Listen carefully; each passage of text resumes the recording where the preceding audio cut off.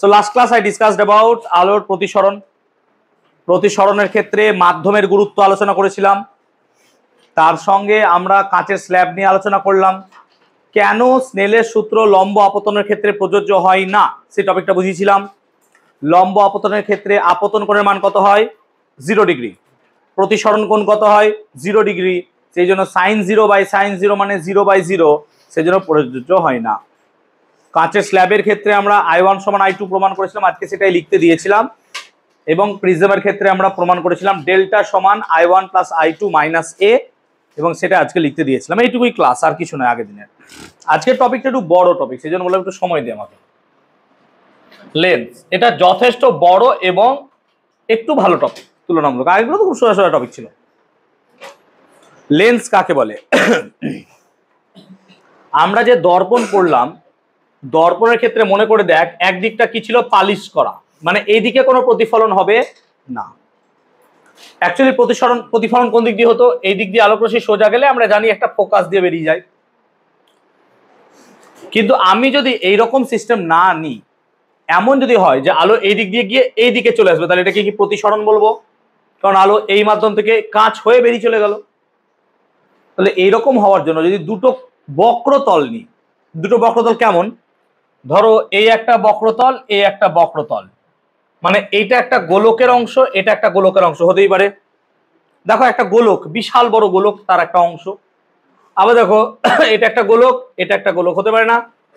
এরকম দেখো দুটো গোলকের অংশ, এরকম দুটো বক্রতল, অথবা এরকম হতে পারে একটা সমতল একদিকটা বক্রতল, হতে পারে না?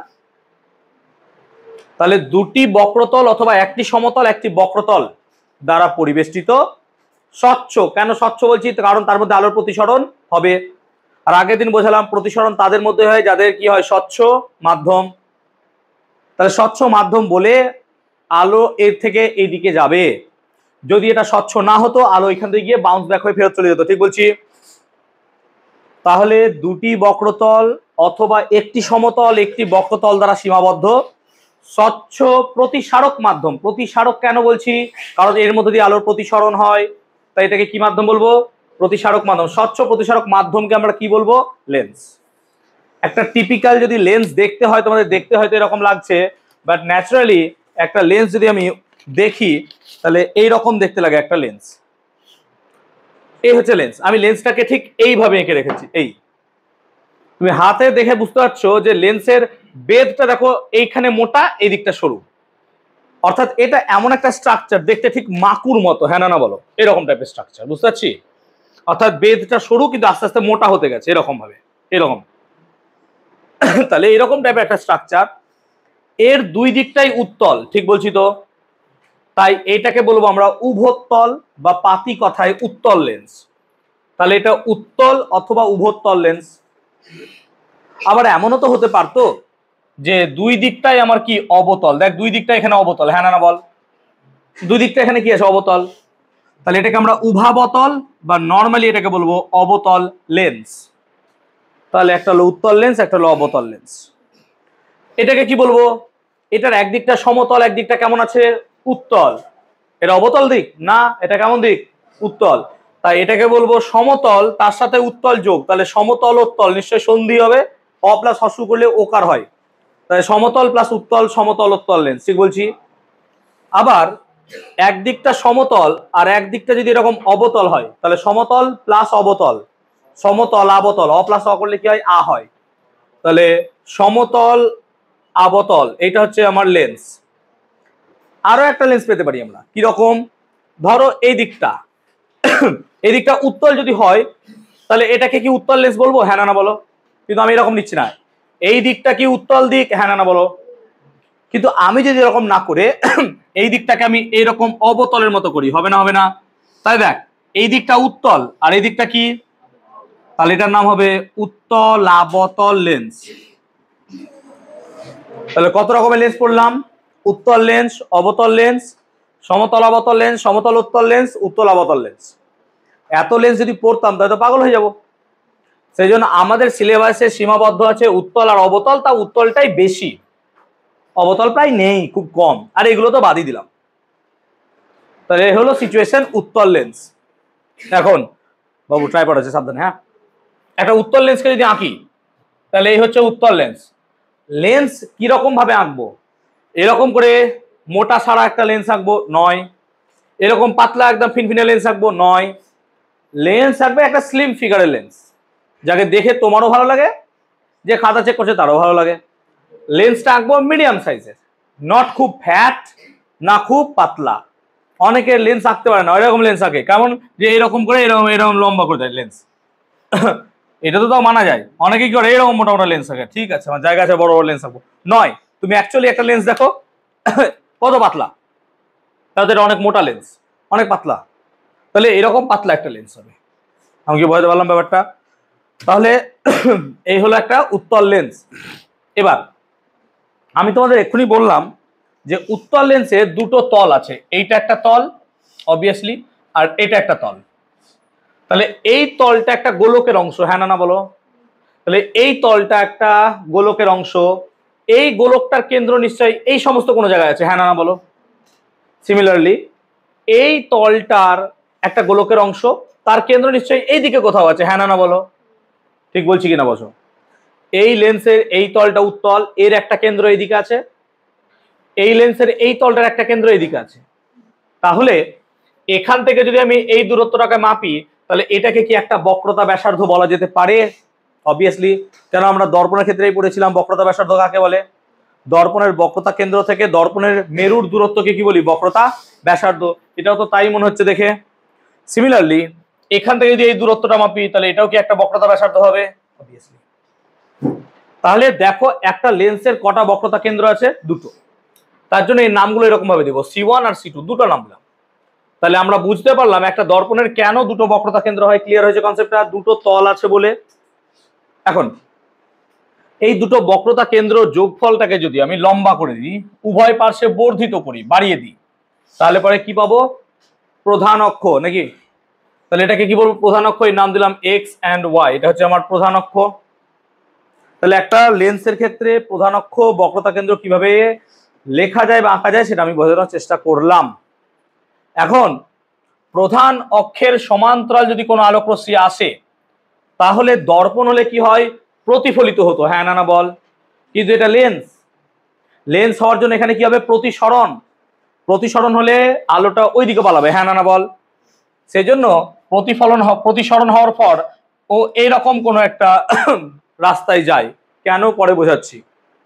সিমিলারলি ধরো নিচের দিকে কোনো একটা আলোকরশ্মি এলো, সেও প্রতিষ্ঠিত হওয়ার পর এরকম ভাবে কোনো একটা বিন্দুতে এসে মিলিত হচ্ছে, তাকে কি বলে বলতো? মুখ্য ফোকাস। Very good. দর্পণের ক্ষেত্রে পড়েছিলাম, এটাকে আমরা বলবো কি? মুখ্য ফোকাস। এটা মুখ্য ফোকাস। তাহলে আমরা একটা কথা বুঝলাম, উত্তল লেন্সের ক্ষেত্রে প্রধান অক্ষের সমান্তরাল রশ্মিগুচ্ছ লেন্স কর্তৃক প্রতিসরণের পর প্রধান অক্ষের একটা বিন্দুতে এসে মিলিত হয়, সেই বিন্দুটাকে কি বলছি আমরা? মুখ্য ফোকাস। সবসময় যে প্রধান অক্ষের সমান্তরাল আসবে এরকম তো কোনো মানে নাই। লেন্স কি করতে পারে? তির্যক ভাবে কোনো আলোকরশ্মি লেন্সে এসে আসতে পারে। তাহলে এটা একটা যদি লেন্স হয়, ধরো তির্যক ভাবে আলোকরশ্মি এলো, ধরো তির্যক ভাবে এলো, এরকম ভাবে তির্যক ভাবে এলো। এবার তির্যক ভাবে আসার ফলে আলোকরশ্মি কি হলো? প্রধান অক্ষ বাদে অন্য বিন্দুতে মিলিত হলো। আমি কি বুঝতে পারছি ব্যাপারটা? প্রধান অক্ষ বাদে অন্য বিন্দুতে মিলিত হলো, এটাকে কি বলি? দর্পণে যেহেতু পড়েছো তাহলে এটাই হচ্ছে গৌণ ফোকাস। তাহলে এই হলো মুখ্য ফোকাস, এই হলো গৌণ ফোকাস। মুখ্য ফোকাস আমরা দেখলাম প্রধান অক্ষের একটা বিন্দু। এখন অবতল লেন্সের ক্ষেত্রে কি রকম মুখ্য ফোকাস হবে? তাহলে এই দুটো তো স্যার গৌণ ফোকাস আর মুখ্য ফোকাস দেখালেন উত্তল লেন্সের ক্ষেত্রে। তাহলে অবতল লেন্সের ক্ষেত্রে কেমন হবে? ভালো করে দেখো। অবতল লেন্সে আলোকরশ্মির গতিপথটাকে যদি একটু আমি বিবেচনা করি তাহলে এটা হচ্ছে আমার একটা যে কোনো একটা অবতল লেন্স। এটা হচ্ছে যে কোনো একটা অবতল লেন্স। অবতল লেন্সের এটাকে ধরছি আমরা প্রধান অক্ষ, এটা হচ্ছে অবতল লেন্সের প্রধান অক্ষ। এখন অবতল লেন্সে প্রধান অক্ষের সমান্তরাল আলোকরশ্মি যদি আসে, এরকম ভাবে সমান্তরাল আলোকরশ্মি এলো, আসার পর সেটা কি হয়? এরকম করে দূরে দূরে পালিয়ে যায়, এরকম দূরে দূরে চলে যায়, এরকম দূরে দূরে দূরে দূরে যদি এরকম ভাবে চলে যায়, কেন পরে বোঝাচ্ছি। এরা কি আর এদিকে কোনোদিন মিলবে? কিন্তু দূর থেকে দেখলে মনে হবে যেন এরা এইখানে কোনো জায়গা থেকে আসছে, হ্যাঁ না বলো? এরকম কোনো জায়গা থেকে আসছে, ঠিক বলছি তো? তাই এইটাকে বলবো আমরা তার মুখ্য ফোকাস। এটাকে বলবো তার মুখ্য ফোকাস। ভালো করে বোঝো। তাহলে অবতল লেন্সের ক্ষেত্রে প্রধান অক্ষের সমান্তরাল রশ্মিগুচ্ছ লেন্স কর্তৃক প্রতিসরণের পর, ভালো করে বোঝো, লেন্স দ্বারা প্রতিসরণের পর দেখো অপসারী রশ্মিগুচ্ছ পরিণত হচ্ছে। হ্যাঁ না বলো। অপসারী মানে রশ্মিগুলো দূরে দূরে পালিয়ে যাচ্ছে, ইয়েস অর নো?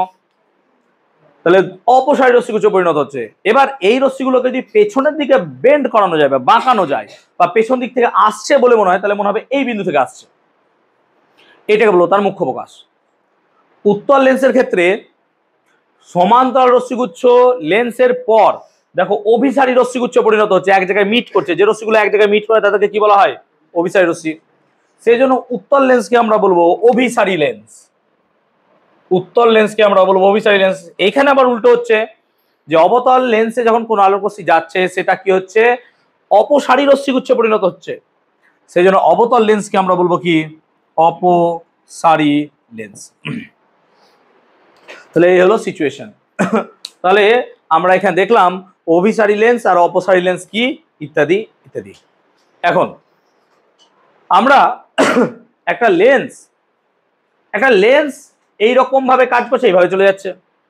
লেন্স যদি এরকম হয় তাহলে দূরে পালিয়ে যাচ্ছে। এটা কেন হচ্ছে?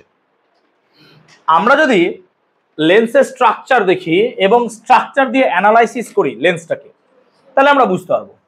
ধরো আমি কথা মানে বলছি যে আমি একটা লেন্স আঁকলাম, বড় করে আঁকছি। দেখো, ধরো একটা লেন্স, এইরকম একটা বড় লেন্স নিলাম, এইরকম একটা লেন্স নিলাম। আমি কি বুঝতে পারছি ব্যাপারটা? এরকম লেন্স। এবার লেন্সটাকে ধরো আমি টুকরো টুকরো করলাম, জাস্ট এইখানে একটু দেখো, বাদ দাও, পুরো থাকুক, কেউ নেবে না, তোমার চিন্তা নাই, তুমি এখানে কনসেন্ট্রেট করো। এবার ধরো আমি টুকরো করলাম কেমন ভাবে? এইরকম ভাবে টুকরো করলাম, লেন্সটাকে টুকরো টুকরো করলাম। মানে এরকম ছিল, ভাবো এরকম ছিল, আমি এরকম ভাবে কাটলাম। ব্যাপারটা বোঝাতে পারছি? এরকম ভাবে কাটছি, এরকম ভাবে কাটছি লেন্সটাকে, এরকম ভাবে। তো এইভাবে যদি কাটি তাহলে দেখো এরকম করে প্রত্যেকটা টুকরোর একটা করে আমরা অংশ পাবো। আমি কি বোঝাতে পারছি?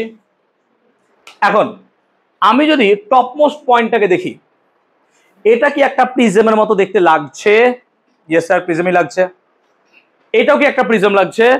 এই দুটো কথা ভাবো আগে। এখন আলোক রশ্মি যখন প্রিজমের মধ্য দিয়ে যায়, তোমরা পড়েছো সেটা ভূমির দিকে বেঁকে যায়, হ্যাঁ না বলো? তাহলে এখানেও যদি কোনো একটা আলোক রশ্মি সে সোজা পথে যায়, সে কোন দিকে বেঁকে যাওয়ার কথা? ভূমির দিকেই। তাহলে ন্যাচারালি এর ভূমি যেদিকে সেদিকে তো বেঁকে যাবে, হ্যাঁ না বলো? এই ছবিটা কি এক্স্যাক্টলি এই লাইনের মতো লাগছে? সেম লাইন আমি যদি এখানে টানি, তাহলে এখানেও যদি একটা আলোক রশ্মি এরকম ভাবে সোজা যায়, তাহলে সে ভূমির দিকে বাঁকবে। এবার এর ভূমি কোন দিকে? প্লিজ, এর ভূমি ওপরের দিকে আছে, তাহলে এ বাঁকবে এইদিকে, তাহলে এ বেঁকে এইদিকে যাবে। এক্স্যাক্টলি লাইনটা কি সেম এর মতো? তাহলে এইভাবে যাচ্ছে। সিমিলারলি আমি যদি এখানে একটা আলোক রশ্মি ফেলি, সে কোন দিক দিয়ে যাবে? এই দিক দিয়ে। এখানে একটা আলোক রশ্মি ফেলে সে কোন দিক দিয়ে যাবে? তাহলে সব রশ্মিগুলো কি একটা বিন্দুতে এসে মিলিত হচ্ছে? তাহলে এই কারণে উত্তল লেন্স অভিসারী লেন্স রূপে কাজ করে। টপিকটা হবে উত্তল লেন্স কেন অভিসারী লেন্স রূপে পরিচিত হয়, বা উত্তল লেন্সের অভিসারী ক্রিয়া ব্যাখ্যা করো। আমি কি ব্যাখ্যা করতে পারলাম?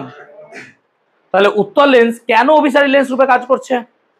উত্তল লেন্সকে যদি টুকরো টুকরো করা হয়, তাহলে এখানে প্রত্যেকটা টুকরো এক একটা প্রিজমের মতো কাজ করছে। তুমি বলবে স্যার এটা কেন প্রিজম হলো? ঠিক আছে, এটা প্রিজম লাগছে না, কিন্তু টোটালটা কি একটা প্রিজমের মতো লাগছে? এই পুরোটা কি একটা প্রিজমের মতো লাগছে? এবার তাহলে আমি প্রিজম ভাবতে পারি না?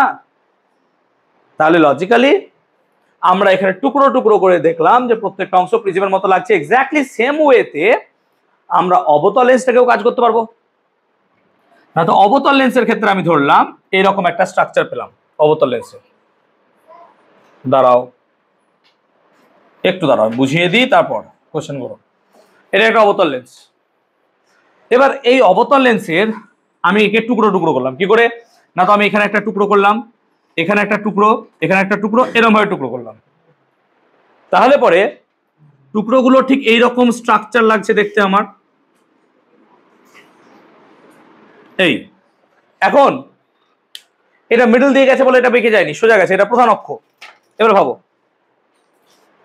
এখন এইটা তোমার কোনো অংশে প্রিজম লাগছে না, কিন্তু আমি যে ডটেড লাইনের মাধ্যমে দেখাই তাহলে তুমি দেখতে পাবে যে এটা একটা প্রিজমের মতো লাগছে, ইয়েস অর নো, তাই না?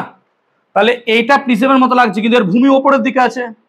তাহলে কোনো আলোক রশ্মি যদি এখানে পড়ে সে কোন দিকে মেকে যাবে? ভূমির দিকে। ভূমি কোন দিকে? ওপরের দিকে। তাহলে এইভাবে মেকে যাবে। এটা কি এক্স্যাক্টলি এই লাইনের মতো দেখতে?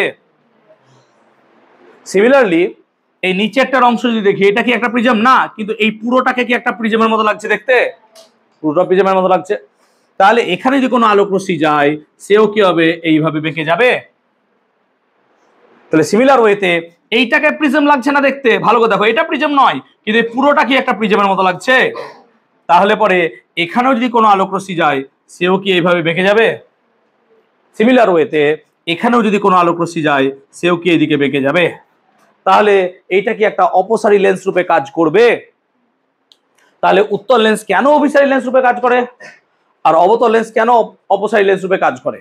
আমরা এদেরকে যদি আমি টুকরো টুকরো করি তাহলে ইজিলি দেখতে পাচ্ছি প্রিজমের কনসেপ্ট দিয়ে আমি এদেরকে সহজে বোঝাতে পারছি। বলো কার ডাউট ছিল?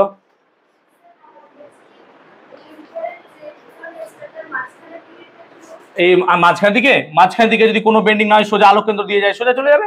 যদি আলোক কেন্দ্র দিয়ে যায় এটা লেন্সের, তাহলে আলোক কেন্দ্র গিয়ে কোনো চ্যুতি হবে না। এখনই পড়াচ্ছি আমি, ঠিক আছে? এর সোজা বেরিয়ে যাবে, পরে বোঝাচ্ছি। দেখো এতদূর কি ক্লিয়ার হয়েছে? এটা কি বোঝাতে পেরেছি এতদূর পর্যন্ত? এতদূর ক্লিয়ার হয়েছে সবার? তাহলে লেন্সের ক্ষেত্রে আমরা এতক্ষণ পর্যন্ত জাস্ট বেসিক পড়লাম যে উত্তল লেন্স কি জিনিস, অবতল লেন্স কি জিনিস। আমরা লেন্সের মুখ্য প্রকাশ, বক্রতা কেন্দ্র এগুলো পড়লাম। লেন্সের অভিসারী অপসারী ক্রিয়া ব্যাখ্যা করলাম। আর আমরা কোন লেন্সকে অভিসারী কোন লেন্সকে অপসারী লেন্স বলে সেটা বুঝলাম।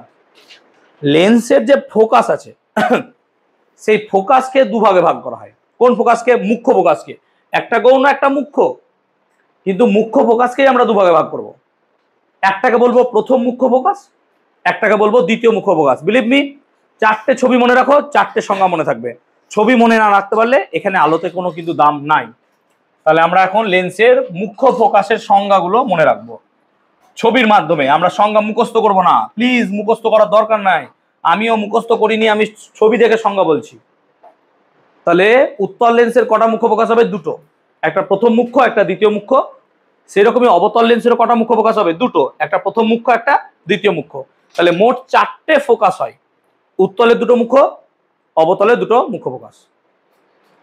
আমি যদি এই একটা লেন্স আঁকি, এই লেন্সের প্রধান অক্ষের সমান্তরাল আলোক রশ্মিগুচ্ছ লেন্স কর্তৃক প্রতিসরণের পর লেন্সের প্রধান অক্ষের একটা বিন্দুতে মিলিত হচ্ছে। দেখো আমি কি বললাম, তোমার মনে হবে হয়তো যে স্যার আপনি এত কঠিন ভাষা বলছেন, আমি তো মুখস্থ মনে হচ্ছে। আরে পড়িয়ে পড়িয়ে আমার মুখস্থ হয়ে গেছে, অনেস্টলি বলছি, পড়িয়ে পড়িয়ে আমার মুখস্থ হয়ে গেছে। এই জিনিস আমি 3 বার রিপিট করব 3 ব্যাচে, একই জিনিস, তো আমার তো মুখস্থ হয়ে যাবে স্বাভাবিক। তাহলে প্রধান অক্ষের সঙ্গে সমান্তরাল ভাবে আলোক রশ্মি যদি লেন্সে এসে পড়ে তাহলে সেটা প্রতিসরণের পর প্রধান অক্ষের একটা বিন্দুতে মিলিত হয়। এটা কি একটা মুখ্য ফোকাস? এই মুখ্য ফোকাসকে বলবো আমরা প্রথম মুখ্য ফোকাস, সরি, এটাকে বলবো আমরা দ্বিতীয় মুখ্য ফোকাস। এটার নাম দেওয়া হয়েছে দ্বিতীয় মুখ্য ফোকাস। তাই স্যার প্রথম মুখ্য ফোকাসটা কি? ভালো করে দেখবে। প্রথম মুখ্য ফোকাস, হ্যাঁ, প্রথম মুখ্য ফোকাসটা কি? তাহলে ভালো করে দেখবে। প্রধান অক্ষের ওপর অবস্থিত কোনো একটা বিন্দু থেকে নির্গত অপসারী, তাহলে এখান থেকে নির্গত অপসারী রশ্মিগুলো কি এইরকম লাগবে দেখতে? হ্যাঁ না বল, এটা কি অপসারী রশ্মি? তাহলে প্রধান অক্ষের কোন একটা বিন্দু থেকে নির্গত অপসারী আলোক রশ্মি গুচ্ছ লেন্স দ্বারা প্রতিসৃত হওয়ার পর কেমন ভাবে নির্গত হবে? প্রধান অক্ষের সমান্তরাল। হ্যাঁ না বল। কেন? তোরা কি জানিস? আলো যে পথে আসে সে পথে ফিরে যেতে পারে। তাহলে আলো যদি এইভাবে এসে এইভাবে যায় তাহলে তো এইভাবে গেলে এইভাবে সোজা বেরোবে। তাহলে প্রধান অক্ষের ওপর অবস্থিত যে বিন্দু থেকে নির্গত অপসারী আলোক রশ্মিগুচ্ছ লেন্স দ্বারা প্রতিসৃত হওয়ার পর প্রধান অক্ষের সমান্তরাল ভাবে নির্গত হয়, সেই বিন্দুকে বলবো আমরা প্রথম মুখ্য ফোকাস। তোর মনে হবে তার সংজ্ঞা মুখস্থ? আরে বাবা, আমি তো ছবি দেখছি আর সংজ্ঞা বলছি। আমার ছবির সাথে সংজ্ঞা কি কোনো রকমের ডিফার করছে? করে না। লেন্স আঁকার সময় আমরা দুটো জিনিস মাথায় রাখবো। অনেকেই দেখি লেন্স পরীক্ষায় ভুল আঁকো বা খাতা চেক করতে গিয়ে তখন দেখি ভুল আঁকো। কেমন? দেখো কি, যে আমার যদি একটা লেন্স হয়, প্লিজ কনসেন্ট্রেট করো একটু, আমার যদি লেন্স হয়, আমরা কখনো লেন্সের গতিপথে আলোক রশ্মি এইভাবে আঁকবো না, এইখান থেকে বেরোবে না, দেখো তুমি। আবার কখনো এরকমও হবে না যে আলোক রশ্মিকে আমি এইখান থেকে বার করছি, এরকম হবে না, দুটো জিনিসই ভুল। তাহলে কি হবে, আমার প্রত্যেকটা ডায়াগ্রামে দেখো লেন্সের হাফ পর্যন্ত আমি রশ্মিগুলোকে ঢুকিয়ে তারপর বেন্ড করিয়েছি। তাহলে এইরকম করার মানেটা কি?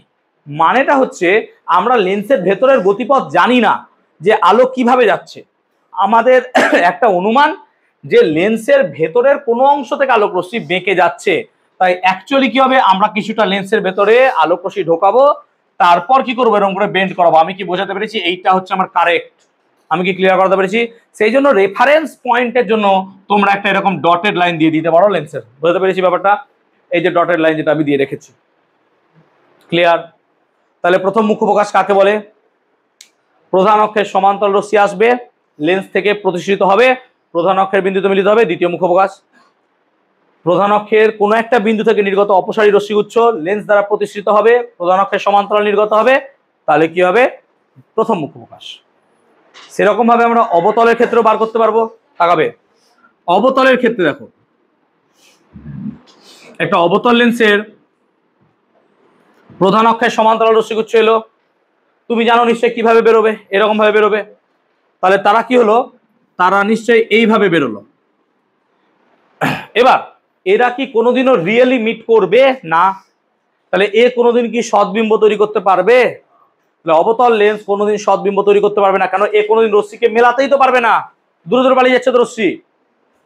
তো আমি যদি মনে করি যে রশ্মিগুলো পেছন দিক থেকে এইখান থেকে আসছে, তাহলে এইটাকে বলবো তার দ্বিতীয় মুখ্য প্রকাশ, এটাকে বলবো তার দ্বিতীয় মুখ্য প্রকাশ। তাই স্যার প্রথম মুখ্য প্রকাশ কোনটা হবে? ছবি দেখো। তাহলে এগেইন আমি আর একটা কি করলাম, অবতল লেন্স আঁকলাম। এই অবতল লেন্সের প্রধান অক্ষের সঙ্গে, ভালো করে শোনো, প্রধান অক্ষের সঙ্গে তির্যক ভাবে আগত আলোক রশ্মি, দেখো তির্যক ভাবে, এরকম ভাবে তির্যক ভাবে এই যাচ্ছে আলোক রশ্মি, এরকম ভাবে যাচ্ছে আলোক রশ্মি, এইভাবে যাচ্ছে। যদি লেন্স না থাকতো তাহলে তারা কোথায় মিট করতো? না তো তারা মিট করতো ধরো এই সমস্ত জায়গায়, হ্যাঁ না না বলো, এই জায়গায় মিট করতো। কিন্তু লেন্স আছে বলে, ভালো করে ভাবো, সোজা গেল ট্যারা বেরোলো, উল্টো ভাবো, ট্যারা আসছে তাহলে বেরোবে কেমন, সোজা। তাহলে এবার যদি ট্যারা আসে তাহলে এরকম ভাবে সোজা বেরোবে, ঠিক বোঝাতে পারছি ব্যাপারটা? তাহলে ভালো করে দেখো, প্রধান অক্ষের সঙ্গে কোণ করে আগত আলোক রশ্মিগুচ্ছ বা অভিসারী রশ্মিগুচ্ছ লেন্স কর্তৃক প্রতিসরণের পর সমান্তরালে নির্গত হয়। লেন্স না থাকলে তারা যে বিন্দুতে মিলিত হতো তাকে কি বলবো, তার প্রথম মুখ্য ফোকাস। আমি কি চারটে ছবি বোঝাতে পেরেছি? চারটে সংজ্ঞা সহ আমাকে বোঝাবে, বলবে। কারো কোনো জায়গায় ডাউট থাকলে আমাকে নিশ্চিন্তে বলতে পারো, কোনো ব্যাপার নাই। খালি এটুকু বলো না যে স্যার ঠিক আছে যা বুঝছি বুঝছি, বাড়িতে গিয়ে বুঝে নেবো, না বাড়িতে গিয়ে বুঝবে না, এখানে বোঝো, যা সমস্যা আমাকে এখানে ক্লিয়ার করো। পুরোদুলি বোঝাতে পেরেছি? এই ডাউট, কারো ডাউট থাকলে বলতে পারো, নিশ্চয়ই আমি অবভিয়াসলি ডাউট ক্লিয়ার করে দেবো।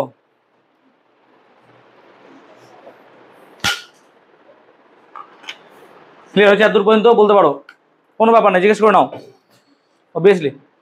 বসো না, অন্বেষা বুঝতে পেরেছো? এত দূর ক্লিয়ার লেন্সের? তাহলে আমরা মোটামুটি লেন্সের বক্রতা কেন্দ্র, লেন্সের সংজ্ঞা ইত্যাদি পড়লাম। এবার আমরা একটা লেন্সের বিশেষ টপিক পড়বো, তার নাম হচ্ছে আলোক কেন্দ্র। প্লিজ একটু শুনবে। এবার আমরা লেন্সের একটা বিশেষ টপিক পড়বো, খুব ইম্পর্টেন্ট টপিক, এটাকে বলবো আমরা আলোক কেন্দ্র। এবছর মাধ্যমিকের জন্য খুব ইম্পর্টেন্ট, মাধ্যমিক পরীক্ষা 2025 না এলে তোমাদের আসবে, এটুকু ধরে চলো। আমি মক টেস্টে কোশ্চেনটা দিয়েও ছিলাম 2025-এ। আজকে একটা অনলাইন ক্লাস নিলাম অবভিয়াসলি। চলো, অলরেডি সকালে দুটো ব্যাচ পড়ালাম, তারপর আবার 3টে থেকে আমি অনলাইনে ক্লাস করালাম। 30টা অঙ্ক করানোর কথা ছিল, 20টা অঙ্ক হলো। রাত্রে আবার গিয়ে হয়তো 10:30 থেকে আবার ওদের সঙ্গে বসতে হবে, যদি আবার রাত্রে গুগল মিটে পারবো, হয়তো ইউটিউবে করাবো না, দেখা যাক।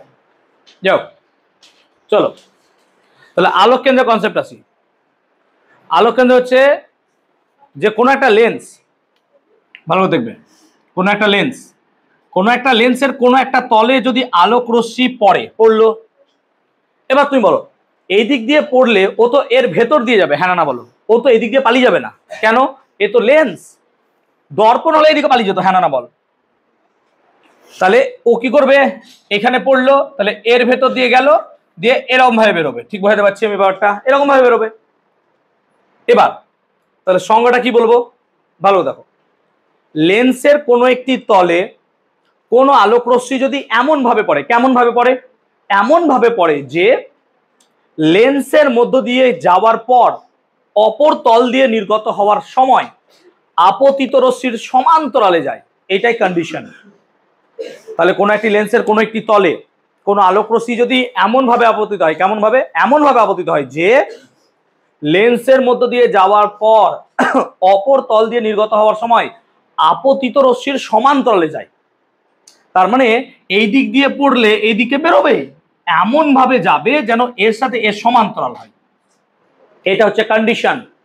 যদি এইভাবে যায় তাহলে প্রধান অক্ষকে যে বিন্দুতে ছেদ করবে সেটাই হচ্ছে আমার লেন্সের আলোক কেন্দ্র।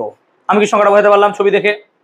তাহলে লেন্সের কোনো একটি তলে কোনো আলোক রশ্মি যদি এমন ভাবে আপতিত হয় যে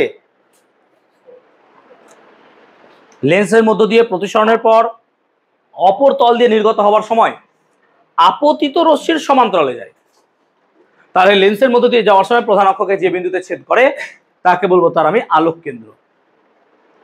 তার মানে তুই ভাব, এইটা আর এটা যদি পরস্পর সমান্তরাল হয় তাহলে এর সাথে এর কোনো কি চ্যুতি হবে? কাঁচের স্ল্যাবে তো দেখলাম হ্যাঁ না বল, যে I1 সমান I2 হয়ে গেছিল, তাহলে এর সাথে এর কোনো চ্যুতি হবে না। সেজন্য আলোক কেন্দ্র দিয়ে যাওয়ার সময় কোনো আলোক রশ্মির চ্যুতি কত হয়? 0 ডিগ্রি। মাথায় রাখবো, আলোক রশ্মির চ্যুতি হয় 0 ডিগ্রি। এইটা প্রচুর বার পরীক্ষা দেয়, খুব খারাপ না হলে এবছর মাধ্যমিকেও দেবে, যে আলোক রশ্মি যে লেন্সের মধ্যে দিয়ে যাওয়ার সময় বা আলোক কেন্দ্রের মধ্যে দিয়ে যাওয়ার সময় তার চ্যুতি কত হয়? 0 ডিগ্রি। বুঝতে পারলাম? পাতলা লেন্সের ক্ষেত্রে, যদি পাতলা লেন্স হয়, এটা তো মোটা লেন্স, যদি পাতলা লেন্স হয়, ভালো করে দেখো, পাতলা লেন্সের ক্ষেত্রে আলোক কেন্দ্র হচ্ছে এমন একটা বিন্দু যার মধ্য দিয়ে কোনো আলোক রশ্মি গেলে তার কোনো চ্যুতি হয় না। অর্থাৎ এখানে দেখে মনে হচ্ছে যেন আলোক রশ্মি এইভাবে বেঁকে গেছে, কিন্তু অ্যাকচুয়ালি আলোক রশ্মি এইভাবে বেরিয়ে যাবে। যে কোনো আলোক কেন্দ্র দিয়ে কোনো আলোক রশ্মি সোজা বেরিয়ে যাবে, কোনো চ্যুতি হবে না, এরকম ভাবে বেরিয়ে যাবে। আমি কি বলতে পারছি ব্যাপারটা? তোমার যেটাই আলোক কেন্দ্র হবে, ধরো এটা আলোক কেন্দ্র, ধরো এটা আলোক কেন্দ্র, আলোক রশ্মি সোজা বেরিয়ে যাবে, কিচ্ছু দেখবে না কোনো দিকে, সোজা বেরিয়ে যাবে। তাহলে আলোক কেন্দ্র দিয়ে গেলে আলোক রশ্মির কোনো চ্যুতি হয় না। যেমন দর্পণের ক্ষেত্রে বক্রতা কেন্দ্র দিয়ে গেলে আলোক রশ্মি যে পথে গেল সে পথে আবার কি হলো, ফেরত চলে এলো। এখানে কি হবে, ফেরত তো আসার কোনো চান্স নাই, সোজা বেরিয়ে যাবে। আমি কি বলতে পারলাম? তাহলে লেন্সের আলোক কেন্দ্র কনসেপ্টটা এরকম। এখন লেন্সের আলোক কেন্দ্র কি সব সময় লেন্সের ভেতরেই থাকবে? লেন্সের বাইরে কি থাকতে পারে? হ্যাঁ, লেন্সের বাইরেও আলোক কেন্দ্র কিন্তু থাকতে পারে, লেন্সের বাইরে থাকতে পারে, থাকেই নয়, থাকতে পারে, থাকতে পারে। কোন লেন্সের ক্ষেত্রে? না তো আমরা একটা লেন্স এঁকেছিলাম, মনে করে দেখতে পারো, এই লেন্স, এই লেন্সটার নাম কি? উত্তল আবতল লেন্স, নাকি? তাহলে এই লেন্সের ক্ষেত্রে আমার আলোক কেন্দ্র বাইরে থাকতে পারে। মিশনের কোশ্চেন, এই কোশ্চেনটা দিয়েছিল মিশনে, যে আলোক কেন্দ্র কি লেন্সের বাইরে থাকতে পারে? হ্যাঁ থাকতে পারে, উদাহরণ দাও। তখন এই কোশ্চেন আমাকে লিখতে হবে, তাহলে মাথায় থাকবে নিশ্চয়। ক্লিয়ার হয়েছে? আমরা লেন্সের যাবতীয় সব দূরত্ব আলোক কেন্দ্র থেকে মাপবো। যেমন আমরা দর্পণের ক্ষেত্রে বলেছিলাম ফোকাস দৈর্ঘ্য কাকে বলে? দর্পণের মেরু থেকে ফোকাসের যে দূরত্ব তাকে কি বলি? ফোকাস দৈর্ঘ্য। হ্যাঁ না বলো? তেমনি এখানে কি হবে, লেন্সের আলোক কেন্দ্র থেকে ফোকাসের যে দূরত্ব তাকে কি বলবো? ফোকাস দৈর্ঘ্য। তাহলে লেন্সের যাবতীয় যা দূরত্ব সব আমরা আলোক কেন্দ্র থেকেই মাপবো, সেই জন্য লেন্সের আলোক কেন্দ্র থেকে ফোকাসের যে দূরত্ব তাকে বলবো তার ফোকাস দৈর্ঘ্য। এখন মনে করে দেখতে পারো, দর্পণের ক্ষেত্রে আমরা পড়েছিলাম বক্রতা ব্যাসার্ধ ইকুয়াল টু 2 ইন্টু ফোকাস দৈর্ঘ্য। মানে আমি প্রমাণ করেছিলাম আর সমান কত হয়? 2f। তাহলে আর সমান যদি 2f হয়, বক্রতা কেন্দ্র আর ফোকাসের রিলেশন কার ক্ষেত্রে? দর্পণে। লেন্সের ক্ষেত্রেও সেটা কিন্তু ভ্যালিড। অর্থাৎ এই আর ইকুয়াল টু 2f এই জিনিসটা কিন্তু লেন্সের ক্ষেত্রেও সঠিক। এখানে একটা কথা অ্যাড করব আমি, দর্পণকে যখন জলে নিমজ্জিত করা হয় তার ফোকাস দৈর্ঘ্যের কোনো পরিবর্তন হয় না, কিন্তু যখন লেন্সকে আমি জলে ডোবাবো তখন তার ফোকাস দৈর্ঘ্য বাড়বে। একটা লেন্সকে যখন জলে ডোবানো হয়, লেন্স নির্মাতার একটা সমীকরণ আছে, সেই সমীকরণটা আমি জাস্ট লিখে রাখছি, 1/f equal to mug - 1 into 1/r1 - r2। এই সমীকরণ থেকে আমরা বার করতে পারি এটাকে বলা হয় লেন্স নির্মাতার সমীকরণ। এই সমীকরণ দিয়ে আমরা বার করতে পারি যে লেন্সকে জলে ডোবালে তার ফোকাস দৈর্ঘ্য কি হয়, বৃদ্ধি পায়। এবং এটা তুমি পারুল টার্গেটের প্রত্যেক পেজে প্রায় কোশ্চেনটা পাবে যে একটা উত্তল লেন্সকে জলে ডোবালে তার ফোকাস দৈর্ঘ্য কি পরিবর্তন হয়, বৃদ্ধি পায়। উত্তল লেন্সকে কি বলা হয় বর্ণালী, অভিসারী না অপসারী? উত্তল লেন্সকে অপসারী লেন্স, আর অবতল লেন্সকে, খুব ভালো বুঝেছো আমার পড়া, থ্যাংক ইউ। ঠিক বললো তো না? কি তাহলে হবে? উত্তল লেন্সকে কি বলা হয়? অভিসারী। তার জন্য বই দেখতে হবে। উত্তল লেন্সকে অভিসারী লেন্স বলে, আর অবতল লেন্সকে অপসারী। তার মানে উত্তল লেন্স সর্বদা কি লেন্স হবে? অভিসারী। আর অবতল লেন্স সর্বদা অপসারী। এরকম কি হতে পারে যে একটা উত্তল লেন্স অপসারী লেন্স রূপে কাজ করছে? Any idea? পারবি তুই? একটা উত্তল লেন্স সে না তো কেমন কাজ করছে অপসারী লেন্স রূপে? এটা কি সম্ভব? রুদ্রনীল পারবি? নেই। Any idea? হয়। একটা উত্তল লেন্স অবতল লেন্সের মতো কাজ করবে যদি যদি ধরো একটা উত্তল লেন্স, ধরো একটা উত্তল লেন্স আছে, শোন ভালো করে একটু, একটা উত্তল লেন্স আছে, এটা কি দিয়ে ধরি? কাঁচ। এবার আমি একটা তরল পদার্থ নিলাম যার ঘনত্ব কাঁচের থেকে বেশি। আমি উদাহরণ দিচ্ছি, ধরো আমি কোনো একটা তরল পদার্থ নিলাম যেটা আমি জানি না, এক্স নামক একটা তরল পদার্থ যার ঘনত্ব কাঁচের থেকে বেশি। এবার এই লেন্সটাকে যদি ওই তরল পদার্থের পাত্রে ডুবিয়ে দেওয়া হয়, কোন পদার্থের? এক্স এর, যার ঘনত্ব বেশি, তখন এই লেন্সটা অপসারী লেন্স রূপে কাজ করবে। তার মানে কোনো একটা লেন্স যে উপাদান দিয়ে তৈরি তার আশেপাশের মাধ্যম যদি ঘনত্ব তার থেকে বেশি হয়, তখন উত্তল লেন্স কি রূপে কাজ করবে? অবতল লেন্স। উদাহরণ দিচ্ছি, যেমন ধরো এটা ধরো জল, উদাহরণ দিচ্ছি জল, আর জলের ভেতরে একটা বায়ুর বুদবুদ সৃষ্টি হয়েছে। বায়ুর বুদবুদ কেমন দেখতে? উত্তল। হ্যাঁ না না বল? অবভিয়াসলি উত্তল। বায়ুর বুদবুদ দেখতে তো উত্তল, বল। তাহলে এটা কি লেন্স রূপে কাজ করা উচিত ছিল? উত্তল। কিন্তু বায়ুর ঘনত্ব কম, জলের ঘনত্ব, তাহলে এটা কি লেন্স হবে? তাহলে যদি কোশ্চেন দেয় যে জলের ভেতরে উৎপন্ন হওয়া বায়ুর বুদবুদ কি রকম লেন্স রূপে কাজ করে? অপসারী লেন্স বা অবতল লেন্স। এইটা তোদের স্কুলে পরীক্ষা দেবে। তো আমি কোশ্চেনটা বোঝাতে পারলাম যে কেন হয়, তার রিজনটা বোঝাতে পারলাম। ক্লিয়ার হয়েছে সবার এই জায়গাটা? যদি না মনে রাখতে পারো ভাই সিম্পল মনে রাখো, জলের ভেতরে তৈরি হওয়া বায়ুর বুদবুদ একটা কি লেন্স? অপসারী লেন্স বা অবতল লেন্স। আমি কি বলতে পারলাম ব্যাপারটা? ক্লিয়ার হয়েছে কনসেপ্টটা? এই হচ্ছে সিচুয়েশন। তাহলে আমরা লেন্সের টুকটাক জিনিসগুলো মোটামুটি পড়লাম। এবার আমরা লেন্সের ফলে বা লেন্সের জন্য প্রতিবিম্ব সৃষ্টি করব। মনে করে দেখো, আমরা দর্পণের ক্ষেত্রে 6টা প্রতিবিম্ব তৈরি করেছিলাম, ঠিক বলছি তো? 6টা প্রতিবিম্ব বস্তুর বিভিন্ন অবস্থানে, ঠিক বলছি না? তো একবার বস্তুকে কোথায় রেখেছিলাম? একবার বস্তুকে রেখেছিলাম অসীমে। তারপর কোথায় রাখলাম? অসীম আর বক্রতা কেন্দ্রের মাঝে। তারপর কোথায় রেখেছিলাম? বক্রতা কেন্দ্রে। তারপর বক্রতা কেন্দ্র আর ফোকাসের মাঝে। তারপর ফোকাসে। তারপর ফোকাস আর মেরুর মাঝে। এখানেও সেম সিচুয়েশনে রাখবো। তাহলে আমরা এবার টপিক লিখবো বা পয়েন্ট লিখবো, লেন্স দ্বারা প্রতিবিম্ব গঠন। তোমাদের টেক্সট বুকে হয়তো এটা ভালো দেওয়া নেই, বাট আমার স্টাডি ম্যাটেরিয়ালে তোমরা দেখবে সুন্দর করে প্রত্যেকটা ছবি এবং তাদের ব্যাখ্যাগুলোকে কিন্তু দেওয়া আছে। তো একটু প্লিজ স্টাডি ম্যাটেরিয়ালটা পড়ে নিও এবং কিভাবে আঁকছি সেটা একটু এখান থেকে দেখে নাও। ওকে, চলে আসছে। প্রথমে বস্তুকে কোথায় রেখেছিলাম? অসীমে। তো প্রথম সিচুয়েশনে বস্তুকে আমরা অসীমে রেখেছি, তাহলে এটা হচ্ছে আমার লেন্স। বস্তুকে কোথায় রেখেছি? অসীমে। এবার অসীম থেকে যখন কোন আলোক রশ্মিগুলো আসবে সেগুলো কেমন আসে? সমান্তরাল। হ্যাঁ না বলো? তা একটা কথা মাথায় রাখবে, যখন অসীম থেকে আলোক রশ্মি আসবে, অসীম থেকে আলোক রশ্মি আসবে সেগুলো কেমন আসে? সমান্তরাল। তাহলে এখানে দেখো আলোক রশ্মিগুলো যদি সমান্তরাল আসে, এক্ষুনি পড়ালাম সমান্তরাল আলোক রশ্মি কিভাবে যায়? ফোকাসের মধ্য দিয়ে যায়, ঠিক বলছি তো? এটা একটা বিন্দুর মতো প্রতিবিম্ব তৈরি হবে, বিন্দু। সেই জন্য আমরা যখন উত্তল লেন্সের সাহায্যে আমরা সূর্যের একটা প্রতিবিম্ব তৈরি করি, এখানে একটা ডট সৃষ্টি হয়। হ্যাঁ না বলো? এবং কাগজে রাখলে সেখানে কি হয়? আগুন ধরে যায়। অনেকে অন্য কিছু ধরায় সেটা আলাদা কথা, বাট কাগজে এখানে রাখলে পরে আগুন ধরে নাই। আমরা যেমন এই লেন্সের সাহায্যে প্রতিবিম্ব তৈরি করতে পারবো। এই টিউবলাইটের প্রতিবিম্ব এখানে দেখো তৈরি হতে পারে আমরা যদি ঠিকঠাক রাখি। এই টিউবলাইটের প্রতিবিম্ব তৈরি হচ্ছে যদি ফোকাস ঠিকঠাক রাখা। দেখতে পাচ্ছ এটা টিউবলাইটের প্রতিবিম্ব, দেখো লম্বা, এটা লম্বা তো অবভিয়াসলি লম্বা না? এটা লম্বা। যদি এখানে গোল থাকতো তাহলে এখানে কি প্রতিবিম্ব তৈরি হতো? গোল তৈরি হতো। সূর্যর প্রতিবিম্ব ছোট্ট গোল কেন হয়? সূর্য অ্যাকচুয়ালি কি গোল, তো স্ফিয়ার তো। বুঝতে পারলাম ব্যাপারটা? তাহলে লজিক্যালি এ প্রতিবিম্ব তৈরি করছে কোথায়? ফোকাসে।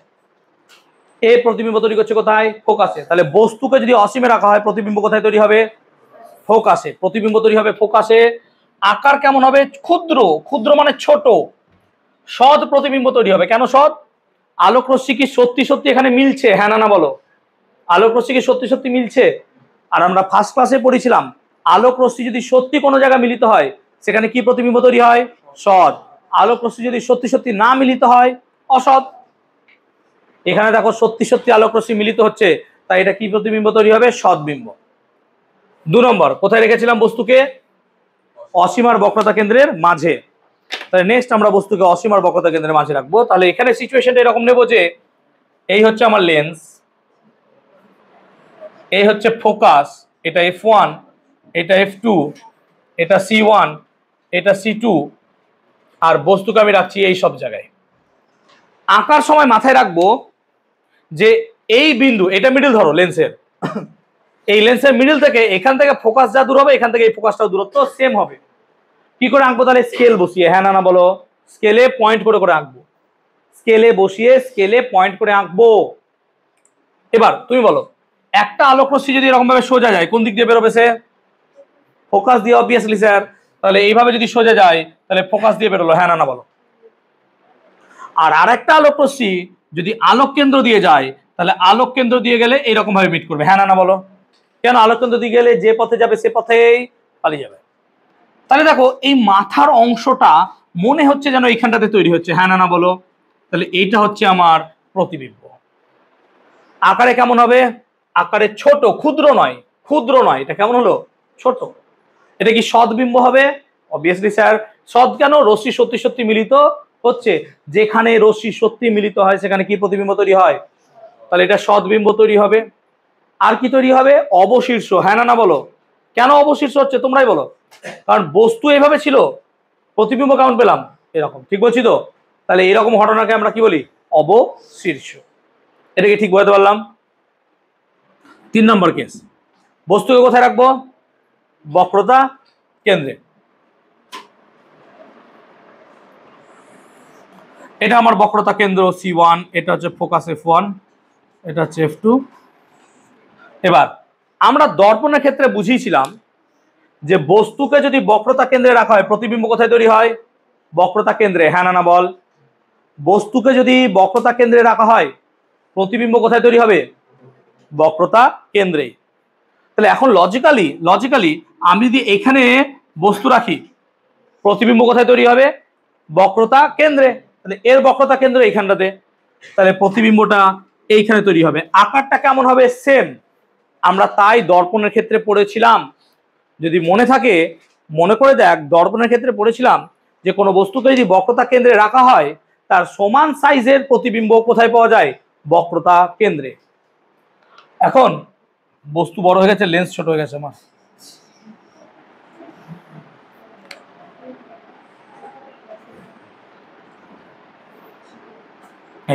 এখন আমরা যদি কোনো একটা আলোকে এইভাবে সোজা পাঠাই কোন দিক দিয়ে বেরোবে সে? ফোকাস দিয়ে। তাহলে ফোকাস দিয়ে এমন ভাবে বেরোবে যেন এই পয়েন্টটা টাচ করে যায়, আমাদের মাথায় থাকতে হবে এই পয়েন্টটা যেন টাচ করে যায়, ঠিক আছে? আর একটা আলো কোন দিক দিয়ে বেরোবে? আলোক কেন্দ্র দিয়ে। এবার আলোক কেন্দ্র দিয়ে গেলেও যেন এই পয়েন্ট টাচ করে, হ্যাঁ না বল। তাহলে অ্যাকচুয়ালি আমরা কিভাবে পাঠাবো ভালো কথা? এই, হ্যাঁ বলছি ঠিক তো? আর এইটাকে এই মিট করবো। দেখ ঠিক বোঝাতে পারছি ব্যাপারটা? তাহলে এই জায়গাটায় আমার প্রতিবিম্ব অ্যাকচুয়ালি তৈরি হচ্ছে। এটা ছিল ছোট সদ অবশীর্ষ, এটা কি আর ছোট আছে? এটা কেমন হয়ে গেছে? সমান, হ্যাঁ না না বল। তাহলে এখানে কেমন হবে? সমান। আর কি হয়ে গেছে? সদ, হ্যাঁ সদ আছে। আর অবশীর্ষটা কেমন হয়ে গেছে? সমশীর্ষ, অবশীর্ষই আছে, ঠিক তো? এত বোঝাতে পেরেছি? তাহলে আমরা দেখো বাঁদিকে 3টে কেস। এবার তোমাদের যদি এখানে একটু মেকআপ করতে হয়, সুন্দর লাগে দেখতে, সেই জন্য আমরা এরকম একটা ডটেড লাইন দিয়ে দিতে পারি। লেন্সটা দেখতে অবভিয়াসলি দেখতে সুন্দর লাগবে। দেখো আগে থেকে ছবিটা অনেক বেশি ভালো লাগছে। চলো নেক্সট, বস্তুকে রাখবো বক্রতা কেন্দ্র আর ফোকাসের মাঝে। 4 নম্বর কেস। ঠিক আছে, এত বুঝতে পারছি, এত বুঝতে পারছি। 4 নম্বর কেস, বস্তুকে কোথায় রাখবো? বক্রতা কেন্দ্র আর ফোকাসের মাঝে। তাহলে এটা যদি আমার লেন্স হয়, এটা ধরো ফোকাস, এটা ধরো বক্রতা কেন্দ্র, তাহলে এটা হবে ফোকাস, এটা হবে বক্রতা কেন্দ্র। এখন আলোক বস্তুকে যদি এইখানে রাখি বক্রতা কেন্দ্র আর ফোকাসের মাঝে, তাহলে একটা আলো সোজা গেল, একটা আলো সোজা গেল, সোজা গিয়ে কোন দিক দিয়ে বেরোবে? ফোকাস দিয়ে। তাহলে কোন দিক দিয়ে বেরোলো? ফোকাস দিয়ে বেরোলো, ঠিক বলছি। আর একটা আলোক রশ্মি কোন দিক দিয়ে বেরোবে বলো? আলোক কেন্দ্র, হ্যাঁ না না বলো। আরেকটা রশ্মি কোন দিক দিয়ে বেরোবে? আলোক কেন্দ্র দিয়ে। তাহলে আরেকটা রশ্মি যদি আলোক কেন্দ্র দিয়ে বেরোয়, এরকম জায়গায় মিট করে, হ্যাঁ না না বলো। তাহলে আমার মনে হচ্ছে যেন প্রতিবিম্বটা ঠিক এই জায়গায় তৈরি হচ্ছে, প্রতিবিম্বটা ঠিক এই জায়গায় তৈরি হচ্ছে। তাহলে আকারে কেমন হয়েছে দেখো, আকারে আগের থেকে কি তৈরি হয়ে গেছে? বড়, হ্যাঁ না না বলো। আর কি তৈরি হয়েছে? সদ। আর কি তৈরি হয়েছে? অবশীর্ষ। এটা হলো 4 নম্বর ছবি আমাদের। এতদূর ক্লিয়ার? এরপর বস্তুকে যদি ফোকাসে রাখা যায়, বস্তুকে যদি ফোকাসে রাখা যায়, ভালো করে দেখ, বস্তুকে যদি আমি ফোকাসে রাখি, এটা হচ্ছে ফোকাস, এটা হচ্ছে বক্রতা কেন্দ্র, এটা হচ্ছে ফোকাস, এটা হচ্ছে বক্রতা কেন্দ্র। বস্তুকে আমি ফোকাসে রাখছি,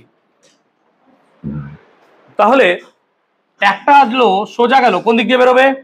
ফোকাস দিয়ে।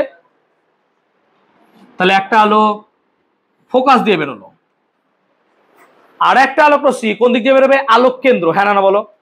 তাহলে আরেকটা রশ্মি যদি আলোক কেন্দ্র দিয়ে যায়, মনে হচ্ছে যেন এরা আর কোনোদিনও মিট করবে না। অ্যাকচুয়ালি কোথায় মিলবে এরা? অসীমে গিয়ে, কারণ দুটো প্যারালাল রে, প্যারালাল রে হওয়ার জন্য এরা পরস্পর কোথায় গিয়ে মিলিত হবে? অসীমে। সেই জন্য প্রতিবিম্ব তৈরি কোথায় হবে? অসীমে। তুই বল, বস্তু যখন অসীমে ছিল প্রতিবিম্ব কোথায় পেয়েছিলিস? ফোকাসে। তার মানে দেখ, আমি বস্তুকে এইদিকে সরিয়েছি, হ্যাঁ না না বল, আর প্রতিবিম্ব দেখ আরো দূরে দূরে সরতে গেছে।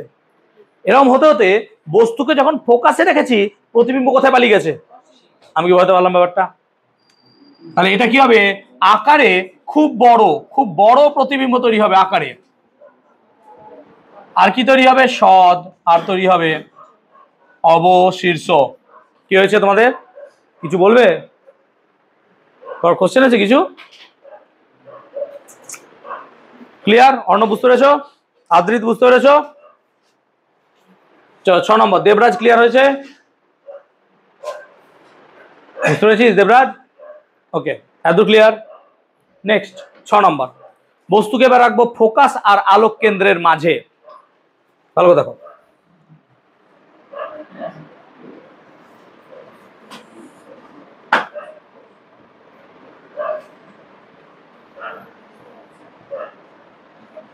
বস্তুকে রাখলাম আমি এখানটাতে ফোকাস আর আলোক কেন্দ্রের মাঝে।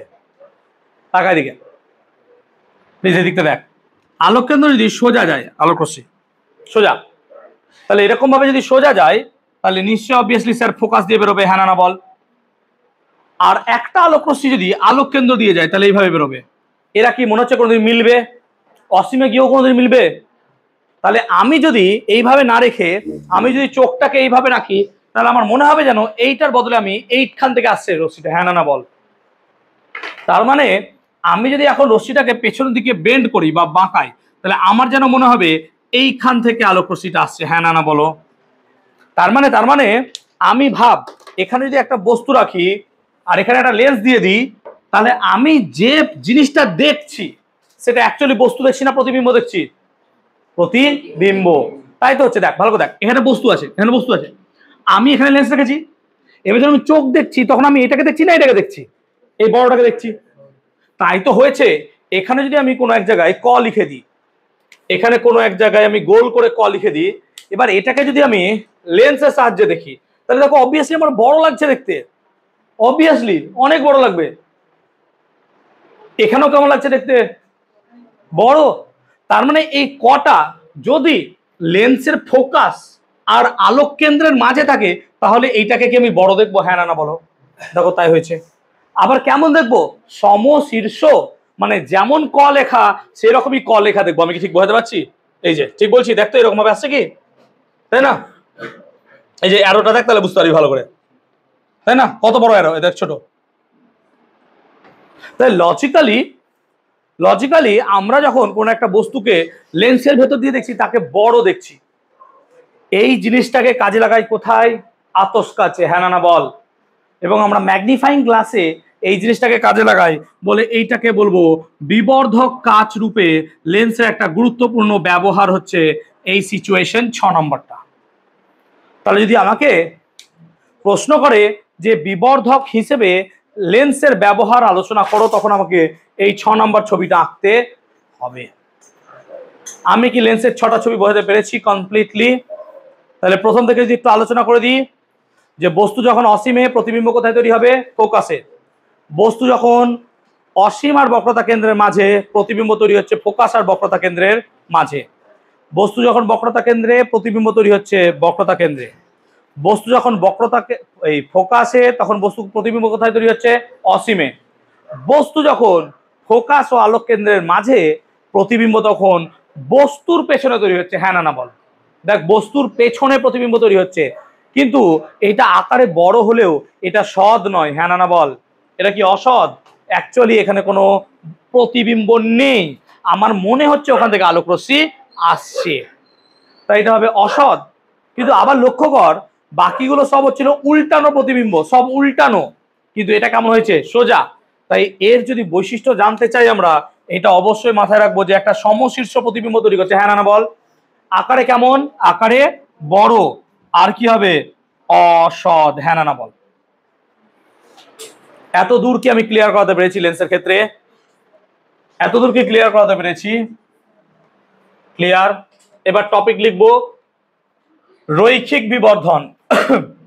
টপিকের নাম লেখো রৈখিক বিবর্ধন। এত দূর পর্যন্ত কোনো জায়গায় অসুবিধা আমাকে জিজ্ঞেস করে নে প্লিজ। এত দূর পর্যন্ত কোনো ডাউট আমাকে জিজ্ঞেস করে নে, অবশ্যই আমি ক্লিয়ার করে দেবো।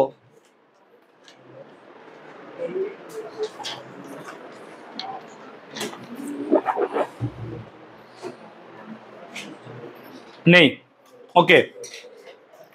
রৈখিক বিবর্ধন, ইংলিশে যাকে বলা হয় লিনিয়ার ম্যাগনিফিকেশন। রৈখিক বিবর্ধন কাকে বলে?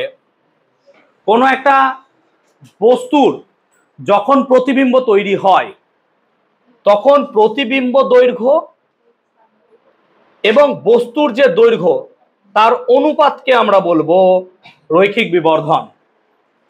তাহলে কোনো একটা বস্তুর প্রতিবিম্ব তৈরি হলে প্রতিবিম্ব এবং বস্তুর যে দৈর্ঘ্য, তার অনুপাতকে বলবো আমরা রৈখিক বিবর্ধন।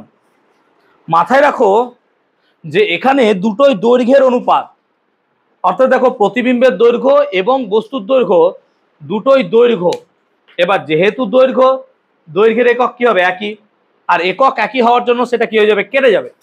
সেজন্য রৈখিক বিবর্ধনের কোনো একক হবে না, এটা একটি একক বিহীন রাশি, সেজন্য রৈখিক বিবর্ধনের কোনো একক হবে না। এবার যে সমস্ত জায়গায় প্রতিবিম্বর উচ্চতা বা দৈর্ঘ্য বেশি, সেখানে রৈখিক বিবর্ধনের মান 1-এর বড়, হ্যাঁ না বলো। আর যেখানে প্রতিবিম্বের দৈর্ঘ্য কম, সেখানে এম এর মান কি হবে? 1-এর কম। চলে আসি প্রথম থেকে। 1 নম্বর ছবি এঁকেছিলাম। 1 নম্বর ছবিতে বস্তু যতই বড় হোক, প্রতিবিম্ব ছিল ক্ষুদ্র, হ্যাঁ না বলো। প্রতিবিম্ব যেহেতু ক্ষুদ্র, তাহলে 1 নম্বর ছবিতে ম্যাগনিফিকেশনের মান কি হবে? 1-এর কম, হ্যাঁ না বলো। সেই জন্য m লেস দ্যান 1। আমি কি ঠিক লিখলাম? হ্যাঁ না বলো। ঠিক বললাম। 2 নম্বর ছবি এর নিচে এঁকেছিলাম, যখন বস্তুকে অসীম আর বক্রতা কেন্দ্রের মাঝে রেখেছি, প্রতিবিম্ব কোথায় তৈরি হয়েছে? ফোকাস আর বক্রতা কেন্দ্রের মাঝে। ফোকাস ও বক্রতা কেন্দ্রের মাঝে প্রতিবিম্ব তৈরি হয়েছে, কিন্তু প্রতিবিম্ব ছিল ছোট। প্রতিবিম্ব ছোট বলে সেক্ষেত্রেও এম এর মান কি হবে? 1-এর থেকে কম। এবার কোনটা কম স্যার? এটা বেশি কম না এটাকে বেশি কম? বোঝা যাচ্ছে না? এইটা বেশি কম নাকি? সেই জন্য এখানে আমরা দুটো লেসার চিহ্ন দিয়ে দিলাম। দুটো লেসার মানে কি? বেশি কম। আমি বোঝাতে পারলাম ব্যাপারটা? 3 নম্বর কেস, কোথায় রেখেছিলাম? বস্তুকে বক্রতা কেন্দ্রে। বস্তুকে বক্রতা কেন্দ্রে রাখলে আমরা বলেছিলাম বস্তুর সেম সাইজের প্রতিবিম্ব তৈরি হয়, হ্যাঁ না বলো। তাহলে বস্তুর দৈর্ঘ্য আর প্রতিবিম্বের দৈর্ঘ্য যদি সেম হয়ে যায়, তাহলে এম এর মান কত হবে? 1, হ্যাঁ না বলো। এই কোশ্চেনটা অনেক স্কুল দেয় এবং আমাদের মাধ্যমিকও দিতে পারে যে বস্তুর কোন অবস্থানে রাখলে বা বস্তুর বক্রতা কেন্দ্রে রাখলে তার রৈখিক বিবর্ধনের মান কত হয়। 4 নম্বর, এই যে এখানে প্রতিবিম্বের মান দেখো বড় হয়ে গেছে, হ্যাঁ না বলো, তাহলে এখানে এম এর মান কি হবে, 1 থেকে বড়। আর এখানে প্রতিবিম্ব কোথায় গিয়ে মিট করবে, 5 নম্বর কেসে অসীম, তাহলে প্রতিবিম্ব বিশাল বড় হবে, হ্যাঁ না বলো। সেই জন্য 5 নম্বর ক্ষেত্রে বিবর্ধনের মানও কি হবে, 1 থেকে অনেক বেশি। আর 6 নম্বরেও দেখছি ম্যাগনিফিকেশন কি হচ্ছে, 1 বড়, সেই জন্য এই হচ্ছে ম্যাগনিফিকেশনের কেস বা বিবর্ধনের কেস। তাহলে আমরা 6টা যে ছবি আঁকলাম, সে দর্পণ হোক বা লেন্স হোক, হোয়াট এভার, দর্পণের ক্ষেত্রেও প্রযোজ্য, লেন্সের ক্ষেত্রেও প্রযোজ্য। তাই প্রত্যেকটা ক্ষেত্রে ম্যাগনিফিকেশনের মানটা কিন্তু আমরা এখানে মাথায় রাখার চেষ্টা করব। এখন রৈখিক বিবর্ধনকে সবসময় যে প্রতিবিম্ব দৈর্ঘ্য না, কেন 3টে গ্রেটার হবে, এটার মান তো বড়, খুব বড় তো হয় না। আমি কটাকে কি খুব বড় দেখতে পাচ্ছ, তুমি কি 6কে বিশাল বড় দেখছো, নয়, 6কে তো সেম ঠিকঠাক দেখছি আমি, একদম লাগিয়ে দিলে এখানে দেখো একদম সেম, কিন্তু যত আস্তে আস্তে নিয়ে যাবো তত বড় লাগবে দেখতে, এটাই হওয়া উচিত ন্যাচারালি, ঠিক আছে। ওকে ওকে, এবার রৈখিক বিবর্ধনকে আমরা প্রতিবিম্ব দৈর্ঘ্য বাহুর দৈর্ঘ্য দ্বারা বলি, কিন্তু একটা লেন্সের ক্ষেত্রে ধরো এটা হচ্ছে বস্তু, এটা প্রতিবিম্ব, ধরো আমি কথা বলছি, জাস্ট ইমাজিন করো। এবার আলোক কেন্দ্র থেকে বস্তুর যে দূরত্ব তাকে বলা হয় বস্তু দূরত্ব ইউ, আর আলোক কেন্দ্র থেকে প্রতিবিম্বের যে দূরত্ব তাকে বলা হয় ভি, প্রতিবিম্ব দূরত্ব। রৈখিক বিবর্ধনকে আবার প্রতিবিম্ব দৈর্ঘ্য না প্রতিবিম্ব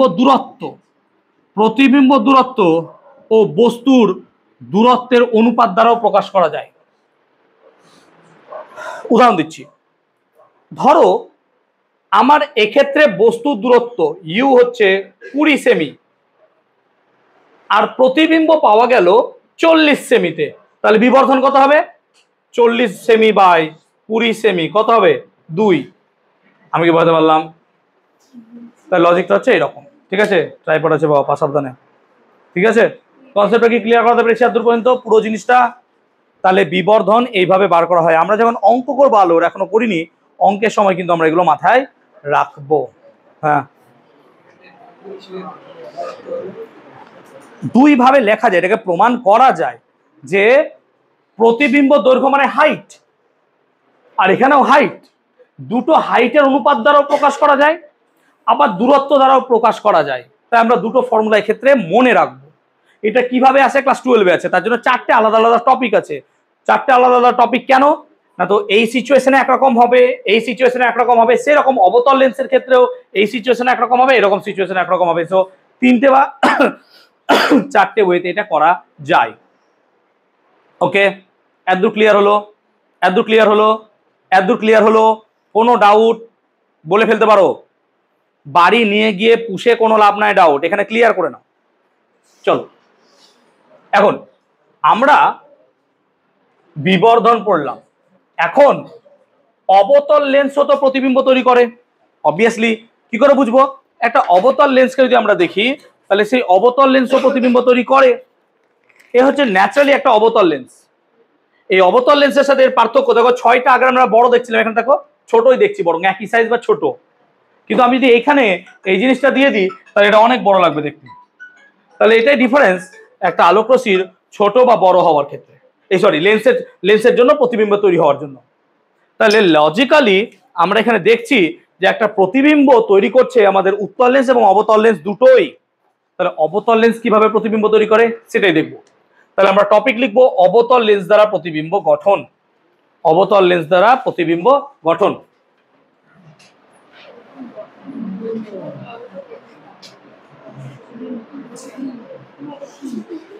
চলো,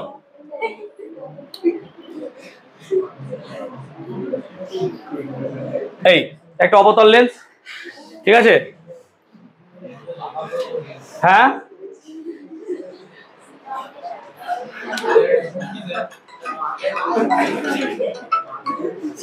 চলো, এবার ধরো এখানে একটা আমি বস্তু রেখেছি, হতেই পারে বস্তু রেখেছি আমি। এবার এখান থেকে যখন একটা সোজা আলো যাবে নিশ্চয়ই এরকম হবে কি না, এটা কি হবে এরকম ভাবে বেঁকে যাবে, হ্যাঁ না না বল। আমি ঠিক বলছি হ্যাঁ না না বল, একটু আগে তো শেখালাম। এবার মনে হচ্ছে যেন আলোক রশ্মিটা এইখান থেকে আসছে, হ্যাঁ না না বল, তাহলে এইটা কি তার মুখ্য ফোকাস, হ্যাঁ না না বল, ঠিক। এবার আর একটা আলোক রশ্মি যদি লেন্সের আলোক কেন্দ্র দিয়ে যায় তাহলে এই জায়গাটায় মনে হচ্ছে একটা প্রতিবিম্ব গঠন করা উচিত, কিন্তু এটা কি সৎ প্রতিবিম্ব হবে না, কেন দেখো একটা রশ্মি নেই, মনে হচ্ছে একটা সত্যি আছে, আর একটা রশ্মি কখনো প্রতিবিম্ব তৈরি করতে পারবে না, সেই জন্য এই জায়গাটায় একটা ছোট্ট প্রতিবিম্ব তৈরি হবে, কিন্তু সেটা কেমন প্রতিবিম্ব হবে? তাহলে অবতল লেন্স সর্বদা কি প্রতিবিম্ব তৈরি করে? অসৎ হলেও প্রতিবিম্ব কেমন হবে? আর একটা জিনিস দেখো, সমশীর্ষ, হ্যাঁ না না বলো, অর্থাৎ বস্তু এইভাবে আছে, প্রতিবিম্ব এইভাবে আছে, হ্যাঁ না না বলো। আমাকে ঠিক বোঝাতে পারলাম ব্যাপারটা? আমাকে ঠিক বোঝাতে পারলাম ব্যাপারটা? ক্লিয়ার হয়েছে? অন্য বুঝতে পেরেছিস? ক্লিয়ার? এত দূর ক্লিয়ার হয়েছে? ক্লিয়ার অবতল লেন্সের প্রতিবিম্ব গঠন। এখন আমরা যদি উত্তল লেন্স বা অবতল লেন্স দেখি, উত্তল আর অবতল লেন্সের ফোকাসের একটা গুরুত্বপূর্ণ এস্টিমেশন বা আমাদের পার্থক্য আছে। পার্থক্যটা কি একটু আলোচনা করছি। টপিকের নাম লিখবে রশ্মি অনুসরণ পদ্ধতি, রশ্মি অনুসরণ পদ্ধতি ও চিহ্ন। আমি দুটো ক্ষেত্রে বোঝাচ্ছি, উত্তল এবং অবতল।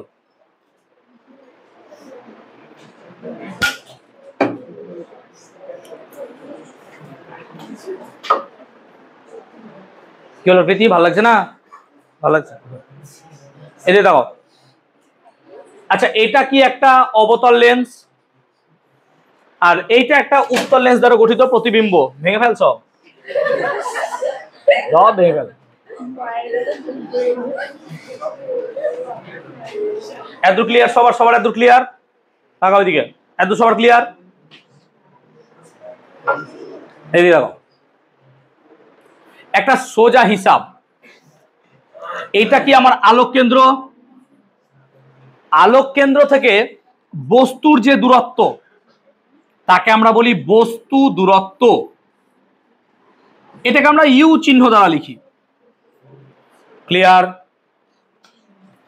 আলোক কেন্দ্র থেকে প্রতিবিম্বের দূরত্ব, এটাকে আমরা ভি দিয়ে লিখি, এটার নাম হচ্ছে প্রতিবিম্ব দূরত্ব ভি। আলোক কেন্দ্র থেকে ফোকাসের দূরত্ব, এটাকে বলি ফোকাস দৈর্ঘ্য। এই তিনটে জিনিসই জানি আগে, এটাকে আমরা এফ দিয়ে লিখি। এখন আলোক রশ্মি যেই দিকে যাচ্ছে, তুমি বলো প্লিজ, এখানে আলোক রশ্মি কোন দিকে যাচ্ছে? রুদ্র দিকে থাকা। আলোক রশ্মি এখানে কোন দিকে যাচ্ছে? আলোক রশ্মি এখানে যাচ্ছে এই দিকে, হ্যাঁ না না বল, ঠিক। আলোক রশ্মি এইদিকে যাচ্ছে, আলোক রশ্মি যেই দিকে যাচ্ছে আমার আলোক কেন্দ্র থেকে পরিমাপটাও যদি সেই দিক বরাবর হয়, তুমি এদিকে তাকাচ্ছ বাবা, কাকে দেখছো ওখানে? এদিকে দেখো। আলোক রশ্মি যেদিকে যাচ্ছে আলোক কেন্দ্র থেকে পরিমাপটাও আমার যদি সেই দিকে হয়, সেই দিক মানে এখান থেকে এই দিকে, তাহলে সেই সমস্ত রাশি পজিটিভ হবে। তুমি বলো, আলোক রশ্মি যাচ্ছে এইদিকে, আমরা বস্তু দূরত্ব মাপছি এই দিকে, হ্যাঁ না না বল, তাহলে ইউটা কি হওয়া উচিত? নেগেটিভ, হ্যাঁ না না বলো। বলো এখানে প্রতিবিম্বটাও কি হবে? আর ফোকাসও কি হবে? আমি কি বোঝাতে পারলাম জিনিসটা? কে গো? আলোক রশ্মি যাচ্ছে কোন দিকে? এদিকে। যেখানে ফোকাস আছে, ফোকাস থেকে দূরত্বটা যদি আলোর অনুকূলে হয়, অনুকূল বুঝিস তো, অনুকূলে হয় পজিটিভ, প্রতিকূল হলে কি হবে? নেগেটিভ। ভালো ভাষা পেয়েছি, অনুকূল প্রতিকূল, ঠিক আছে। এগুলো কি সব প্রতিকূলে আছে? দেখো, বস্তু দূরত্ব নেগেটিভ, প্রতিবিম্ব দূরত্ব নেগেটিভ, ফোকাস দূরত্ব নেগেটিভ। চলে এখানে আলোক কেন্দ্র কি এটা? বল বস্তু দূরত্ব কোথায় আছে? এইটা, হ্যাঁ না না বল। তাহলে বস্তু দূরত্ব কি হবে? আচ্ছা বল প্রতিবিম্ব দূরত্ব কেমন হবে? হ্যাঁ না বল, এবার বোঝাতে পারছি। আর ফোকাস দৈর্ঘ্য কি হবে? হ্যাঁ না না বল। তার মানে একটা কথা এখানে মাথায় থাকছে আমাদের, যে অবতল লেন্সের ফোকাস দৈর্ঘ্য কিরকম হয়? নেগেটিভ। আর উত্তল লেন্সের ফোকাস দৈর্ঘ্য কেমন হয়? পজিটিভ। আমি কি বলতে পারলাম? বুঝতে পারলাম, ওই রকম টাইপেরই। তাহলে আমরা এখানে বুঝলাম কি, অবতল লেন্সের ফোকাস দৈর্ঘ্য হয় সব সময় নেগেটিভ, আর উত্তল লেন্সের ফোকাস দৈর্ঘ্য সবসময় কি হবে? পজিটিভ। এতদূর কি ক্লিয়ার করতে পেরেছি আমি উত্তল লেন্সের আর অবতল লেন্সের? এবার উত্তল লেন্সের অবতল লেন্সকে আমি চিনবো কি করে রে ভাই? ধরো আমি টাচ করতে দিল না, আমি চিনবো দূর থেকে, আমি চিনবো, এক তো চোখে দেখে বুঝতে পারবো স্বাভাবিক। উত্তল লেন্স কেমন হবে? মাকুর মতো। আর অবতল লেন্স কি হবে? ঢোকানো এরকম। ঠিক বোঝাতে পারছি তো আমি? এরকম সাইজের হবে। আমি যদি তাছাড়া বলে যে তুমি প্রতিবিম্ব দ্বারা কি করে চিনবে, ভালো করে বোঝো। ধরো আমি এখানে ক লিখলাম, এই কটাকে যদি আমি উত্তল লেন্সের সামনে রাখি, একে সবসময় কেমন লাগবে? বড় দেখতে লাগবে। হ্যাঁ, কোনোদিন কি ছোট লাগবে দেখতে? আমি এরকম ভাবে দেখলে ছোট দেখবই না, কিন্তু যখনই অবতল দেবো না, একটু ছোট লাগবে দেখতে। হ্যাঁ না বলে দেখো, অলরেডি ছোট হয়ে গেছে, ছোট হয়ে গেছে। দেখ তোরা দেখ, ছোট হয়ে গেছে, নেগেটিভটা দেখ ছোট হয়ে গেছে। কাল পরীক্ষা হলে সব ফোন করে যাচ্ছে আমাকে, কিন্তু এখন ফোন ধরবো না আমি। চলো, এত ক্লিয়ার? তাহলে ফোকাস আমরা এইখান থেকে কি প্রতিবিম্বটাকে বুঝতে পারবো? হ্যাঁ না বলো? তাহলে আমরা এখান থেকে মোটামুটি বুঝতে পারবো যে কোনটা অবতল কোনটা উত্তল। এতদূর কি ক্লিয়ার করাতে পেরেছি? লেন্সের ক্ষেত্রে একটা সমীকরণ ইউজ করা হয়। দর্পণের ক্ষেত্রে সমীকরণটা হয় 1/v + 1/u = 1/f। এটাকে বলি আমরা দর্পণের সমীকরণ। আমরা এই আগের দিন পরীক্ষায় সম্ভবত দিয়েছিলাম। সেরকমই লেন্সের সমীকরণটা হচ্ছে 1/v - 1/u = 1/f। এটাকে বলা হয় লেন্সের সাধারণ সমীকরণ, 1/v - 1/u = 1/f। এই দুটো সমীকরণ একটু মাথায় রাখবে। যদি কেউ না মনে রাখো, কোনো ব্যাপার নাই, মাধ্যমিকে জীবনে আসবে না। ঠিক আছে, যতই কঠিন কোশ্চেন করুক, মাধ্যমিকে কোনোদিনও আসবে না। এতদূর কি ক্লিয়ার করাতে পেরেছি আমি লেন্স? আমাকে বলবে। বিবর্ধন বুঝতে পেরেছো? লেন্স কমপ্লিট লেন্স কি বুঝতে পারলাম? এতদূর কি কোনো সমস্যা কারোর? আমরা এবার পড়বো ক্যামেরা। চলো, সরল ক্যামেরা, ডিজিটাল নয়।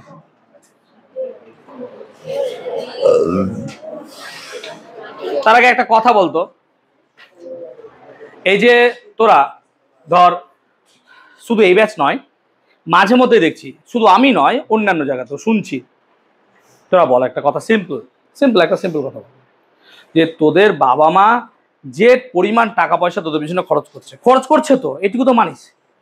সে সব থেকে খারাপ যে পড়াশোনা করিস, যে করিসই না সেও জানিস, আর যে খুব ভালো পড়াশোনা করিস সেও জানিস।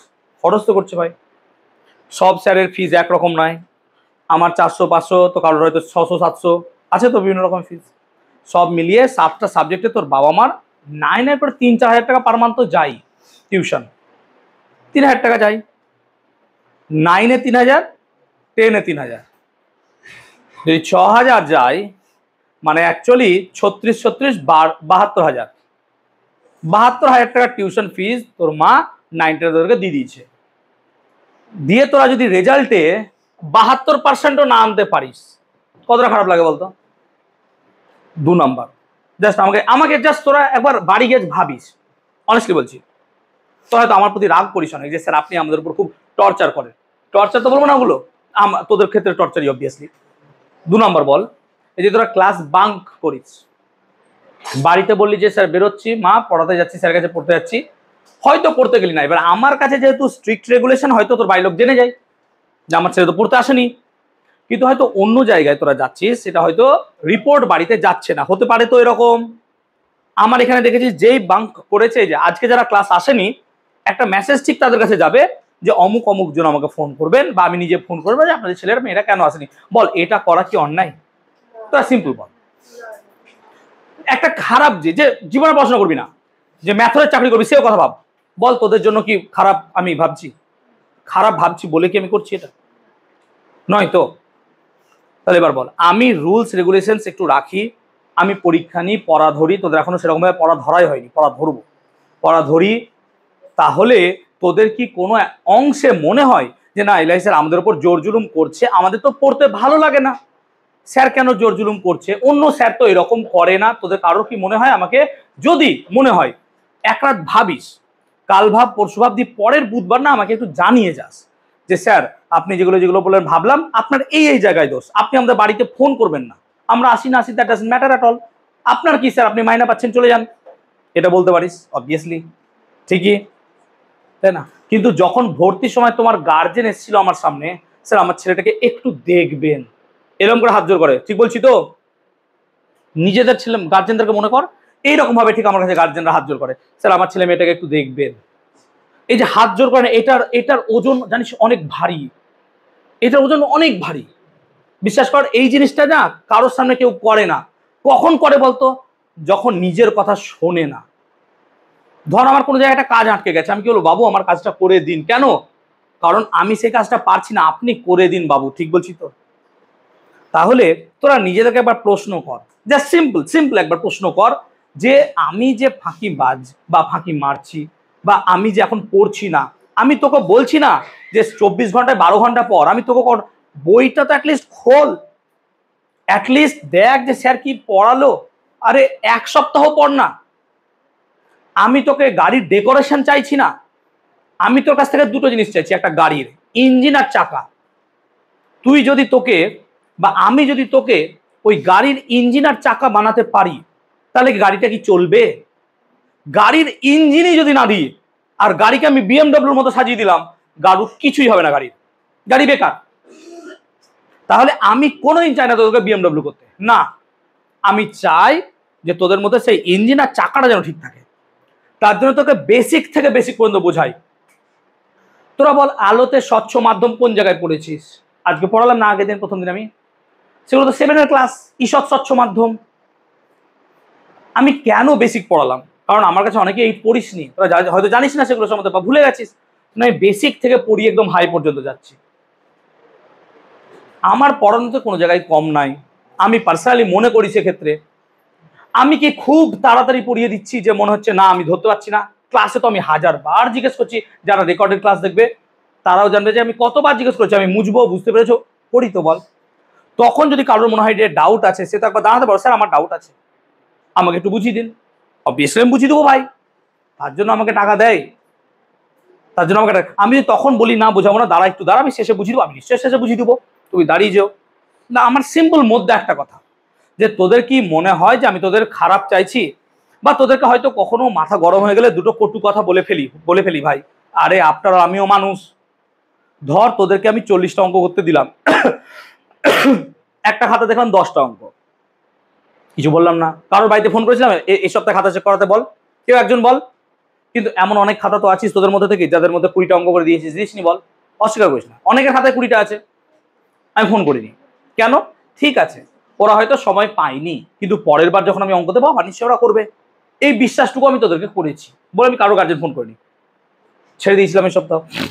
এবার বল, একটা খাতা দেখছি 10টা, পরের খাতাতেও দেখছি 10টা অঙ্ক, পরের খাতাতেও দেখছি 15টা অঙ্ক। আমি সিসিটিভি চালালাম, দেখছি ওই 2-3 জন পাবলিক প্রত্যেক দিন একই জায়গায় বসে।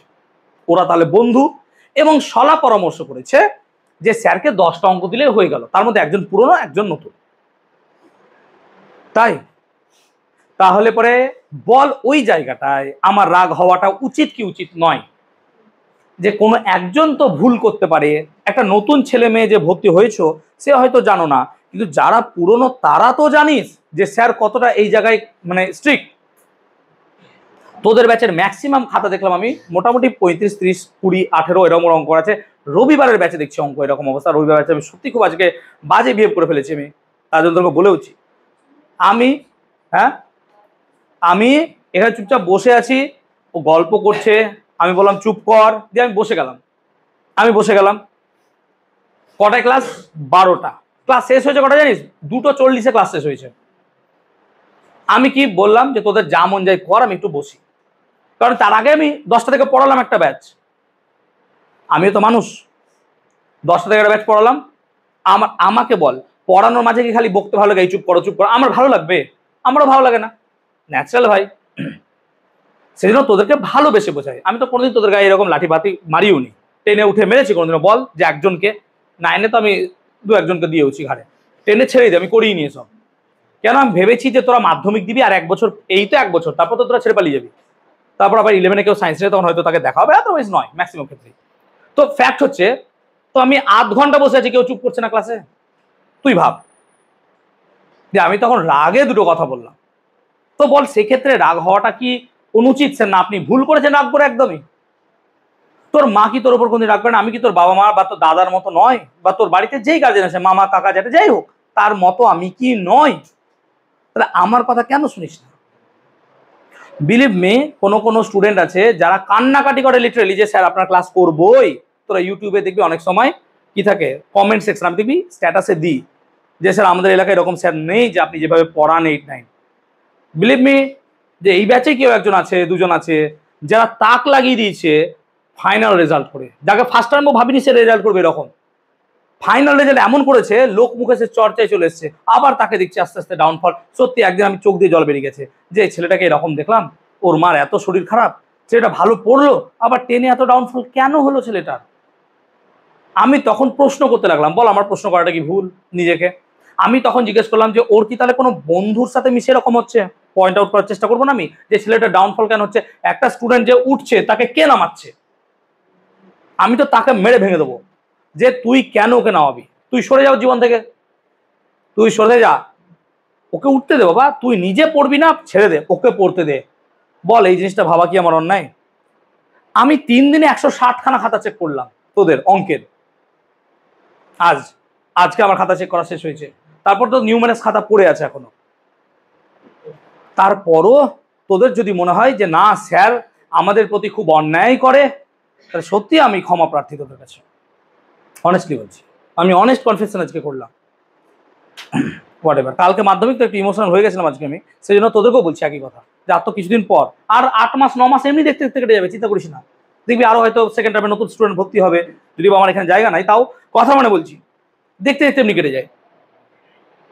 তো আমাকে ওইভাবে ভাবিস না, তোদের যথেষ্ট কেয়ার করি বলেই তোদের পিছনে আমি এত এফোর্ট দিই, বা তোদের বাড়িতে ফোন করি যে আপনার ছেলে কেমন ফোন করছে, কি করছে, কেমন আপনার ছেলে ফোন দেখছে।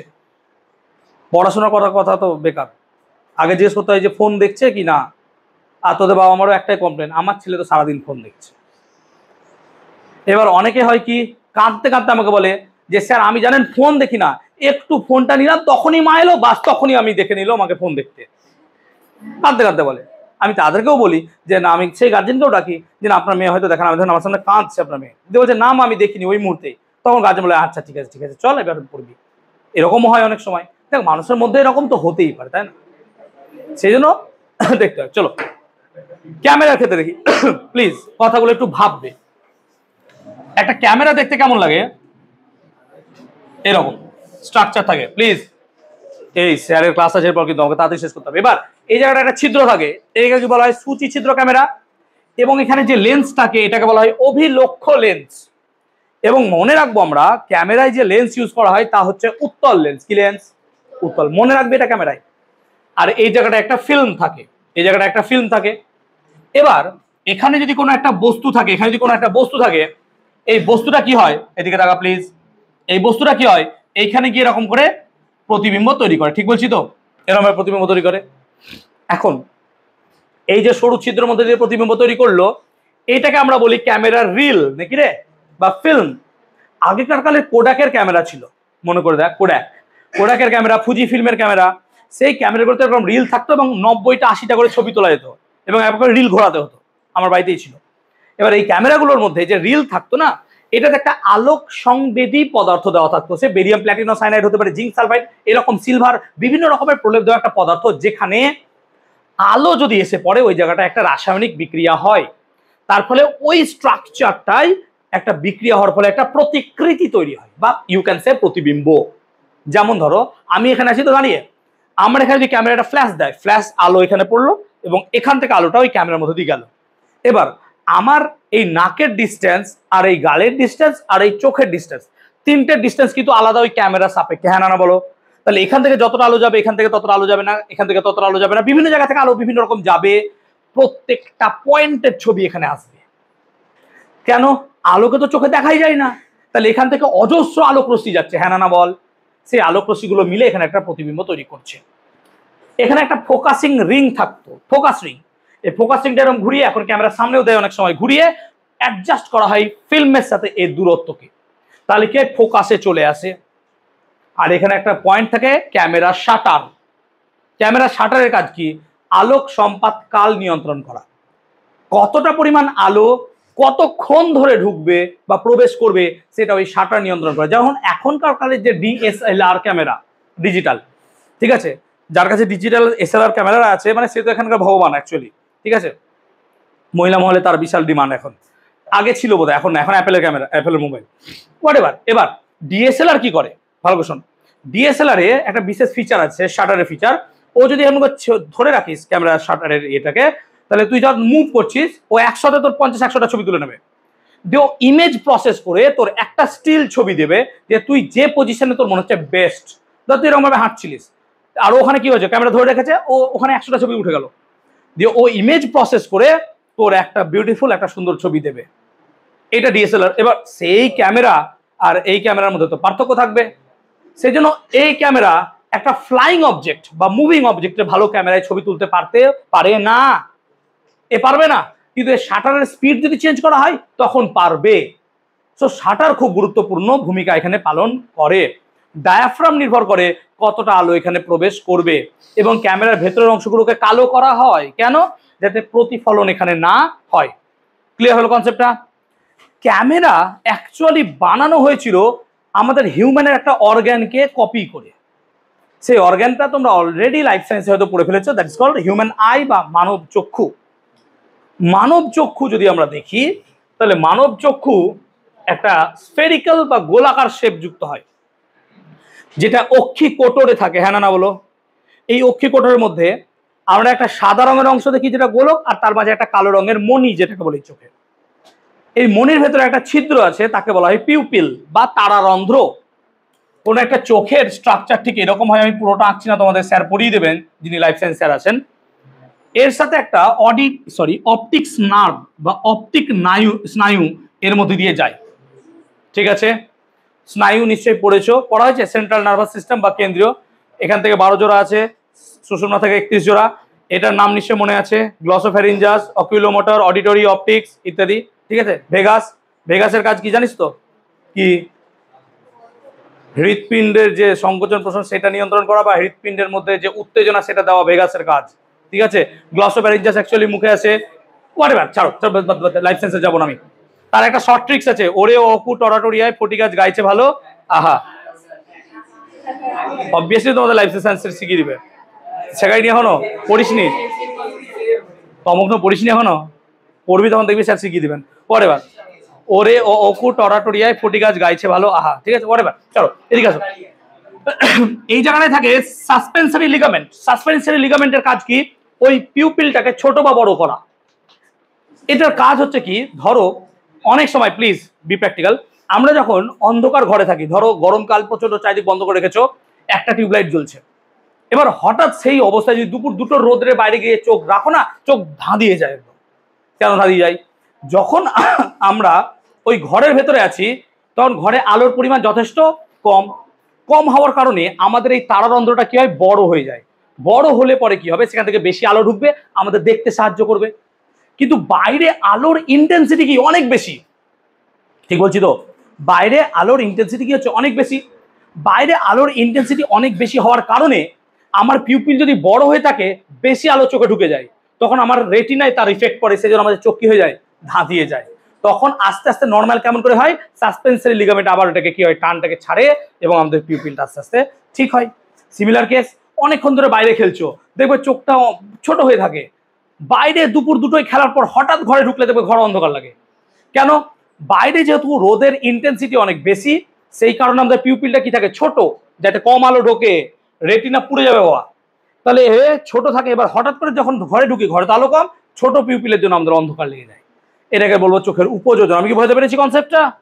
ক্লিয়ার হয়েছে? এবার যখন, প্লিজ, এখানে কি থাকে, এটাকে স্ক্লেরা বলে নাকি রে? এখানে কৃষ্ণমণ্ডল আছে, আর এখানে একটা রেটিনার মতো অংশ আছে। এই রেটিনায় প্রতিবিম্ব গঠিত হয়। রেটিনার ভিতরে 2টো কোষ থাকে, রড কোষ অ্যান্ড কোন কোষ, অবভিয়াসলি তোমরা জানো সেটা। এখন এখানে যদি কোনো একটা বস্তু রাখি, প্লিজ এদিকে তাকাবে একটু, শেষ না লেট হয়ে যাবে। তাহলে এখানে একটা প্রতিবিম্ব তৈরি হবে এরকম ভাবে, এরকম একটা প্রতিবিম্ব তৈরি হলো। এই যে প্রতিবিম্বটা তৈরি হলো, এটা রেটিনায় হয়। রেটিনার একটা বিশেষ বিন্দু, তাকে বলা হয় পিত বিন্দু বা ইয়েলো পয়েন্ট। তাই মাথায় রাখবে, পিত বিন্দু বা ইয়েলো পয়েন্টে আমাদের এই প্রতিবিম্বটা গঠিত হয়। পিত বিন্দুরও একটা বিশেষ পয়েন্ট আছে, তার নাম হচ্ছে, পড়েছো কিনা আমি ঠিক জানি না, ফোভিয়া সেন্ট্রালিস। লাইফ সায়েন্সে পড়া উচিত। ফোভিয়া সেন্ট্রালিস, এই ফোভিয়া সেন্ট্রালিসে আমাদের সব থেকে বেশি উজ্জ্বলভাবে প্রতিবিম্ব তৈরি হয়। এই জায়গাটা একটা তরল পদার্থ দ্বারা পূর্ণ থাকে, এখানেও একটা তরল পদার্থ দ্বারা পূর্ণ থাকে, এদেরকে বলা হয় অ্যাকুয়াস হিউমার আর ভিট্রিয়াস হিউমার। এদের প্রতিসরাঙ্ক মোটামুটি 1.33 হিসেবে থাকে।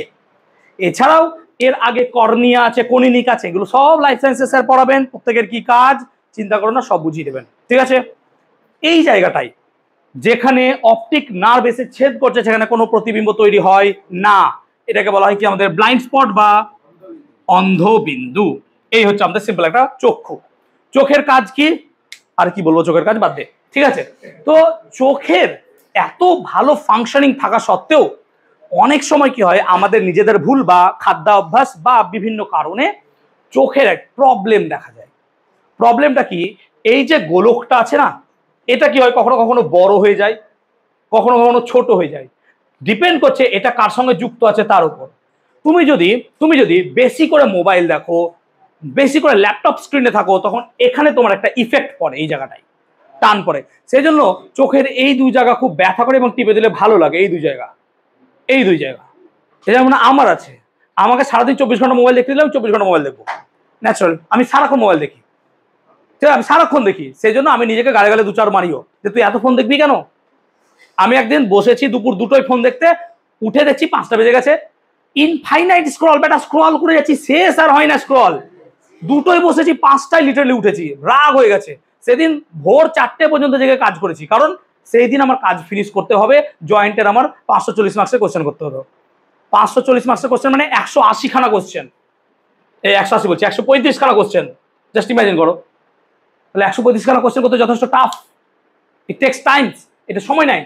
সো সেই কারণে বলি ফোন দেখা যত কম করবি তত ভালো, এবং তাতে তো চোখের এফেক্ট পড়বে বাদে।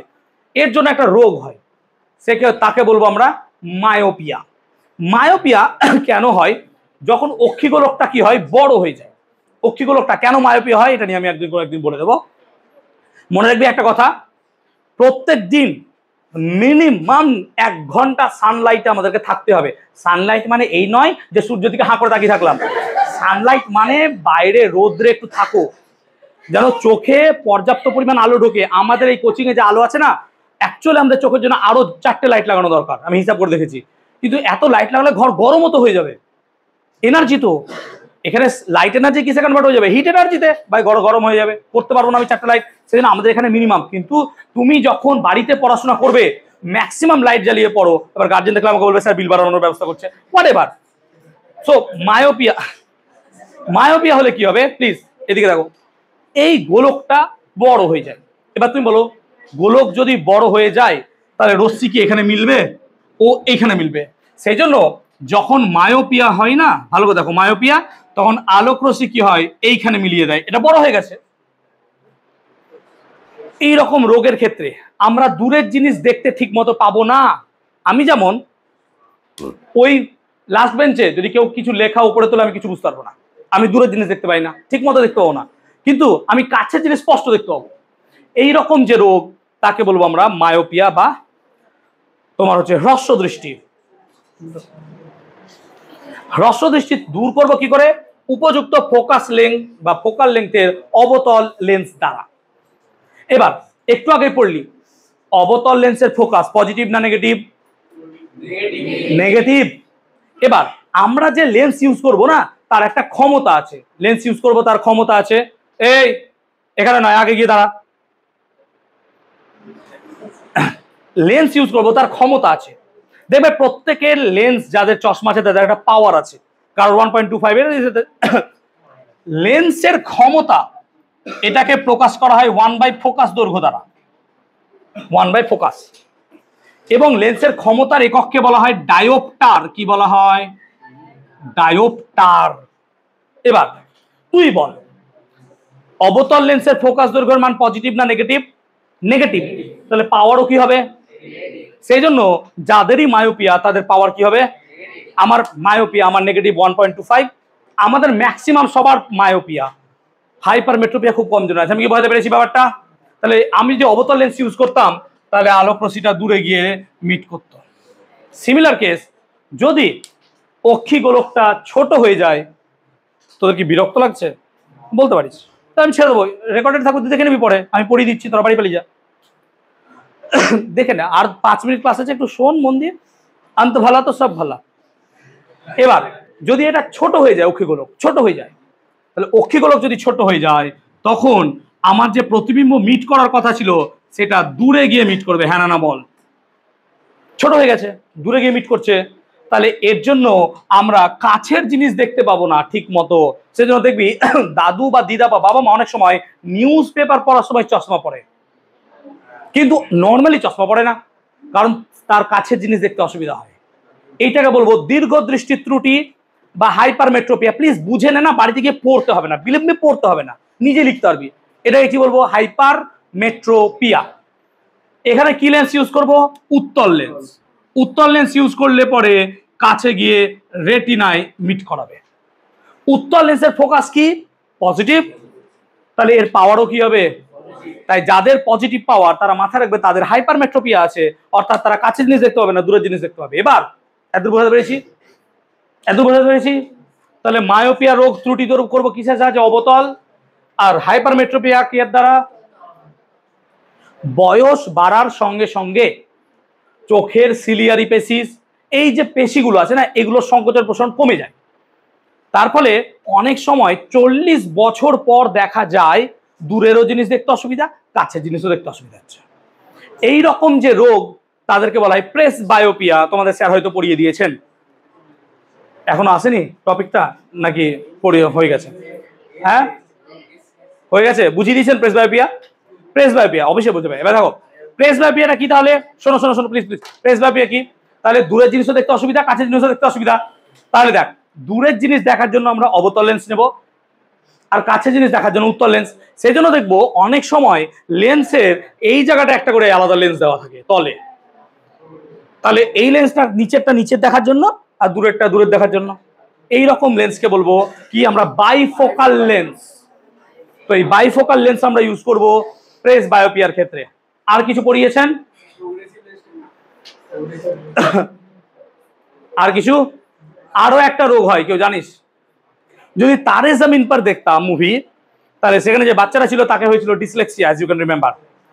ডিসলেক্সিয়ার সমস্যা কি না, এই লেখাগুলো মনে হবে তার সামনে নাচছে, ড্যান্স করছে, কারণ চোখের ভুল, একটু মেন্টাল ভুল। সেই জন্য আমি জানি না মেন্টাল ভুল কিনা, বাট আমার মনে হয়। এবার চোখের ভুল, ধর আমি চোখ নিয়ে আলোচনা করছি, তো আমার চোখের বিশেষ এক প্রকারের ত্রুটির জন্য অনেক সময় দেখা যায় যে কোনো একটা গোল দাগ থেকে ধর এরকম করে আমি কতগুলো স্ট্রেট লাইন টানলাম, ধর আমি স্ট্রেট লাইন টানলাম, এই স্ট্রেট লাইন টানলাম, চোখের কার্ভেচারের ভুলের জন্য, চোখের কার্ভেচার, এটা চোখ কার্ভ, চোখ ফ্ল্যাট নয় আমাদের, চোখ কি বাঁকা, কার্ভ। এই চোখের কার্ভেচার বিভিন্ন জনের বিভিন্ন রকম, কারোর বড় বড় মোটা মোটা চোখ দেখতে সুন্দর লাগে, তাই না, টানা টানা চোখ, আবার কারোর চোখ দেখবে ছোট ছোট থাকে। এবার এই কার্ভেচার তো সবার সব রকম নয়, বিভিন্ন জনের বিভিন্ন রকম। এই কার্ভেচার যদি অনেক সময় ত্রুটি হয়, তখন দেখা যায় এক সাইডটা সে স্ট্রেট লাইন দেখছে, বাকি দিকটা এরকম করে কার্ভ দেখছে। এই রকম যে রোগ তাকে বলবো আমরা অ্যাস্টিগম্যাটিজম। কি বলবো? অ্যাস্টিগম্যাটিজম রোগ। অ্যাস্টিগম্যাটিজম রোগ হয় না সচরাচর, 1000 জনের মধ্যে একজনের আছে কিনা তার ঠিক নাই, কিন্তু হলে এটা খুব মুশকিল। এটা জন্মগত বেশি দেখা যায় ত্রুটি, কারণ ফরমেশন যখন ভ্রূণ তৈরি হয় গ্যাস্ট্রুলার ব্লাস্টুলার মরুলার মাধ্যমে, তখন এরকম দেখা যায় ত্রুটি হয়, বা তখন যে স্টেজেই হয় চোখ তৈরি। তো হোয়াটএভার, এই ত্রুটি কি করে দূর করব? তার জন্য আমাদের একটা বিশেষ লেন্স ইউজ করি। লেন্সটা হচ্ছে, তোমরা যদি ডোনাট দেখো, ডোনাট, এই ডোনাটের মতো কোনো একটা অংশকে এরকম করে কেটে, বা ডোনাটটা তো ময়দা দিয়ে তৈরি হয়, আমরা নিশ্চয়ই ময়দার লেন্স বানাবো না, আমরা এটা বানাবো চোখের সাথে যে মেল খায় সেই লেন্স দ্বারাই। এটাকে বলবো আমরা কি? Same lens. চলো ওই লেন্স দ্বারা আমরা এখানে ঢোকাবো এবং আমরা চোখের সেই বক্রতাটাকে দূর করব। এই লেন্সটাকে বলবো আমরা টোরিক লেন্স। কি বলবো? সেই জন্য আমরা মনে রাখবো অ্যাস্টিগম্যাটিজম রোগ দূরীকরণের জন্য আমরা ইউজ করব টোরিক লেন্স। তাহলে চোখের রোগ আমরা পড়লাম 4 রকম: myopia, hypermetropia, presbyopia, as well as astigmatism. অ্যাস্টিগম্যাটিজমের ক্ষেত্রে কোন লেন্স ইউজ করা হয়? Toric lens. আমি যদি পরীক্ষায় শর্ট প্রশ্ন দেয় যেন তোমরা পারো। আমি লেন্স শেষ করলাম, কোনো ডাউট?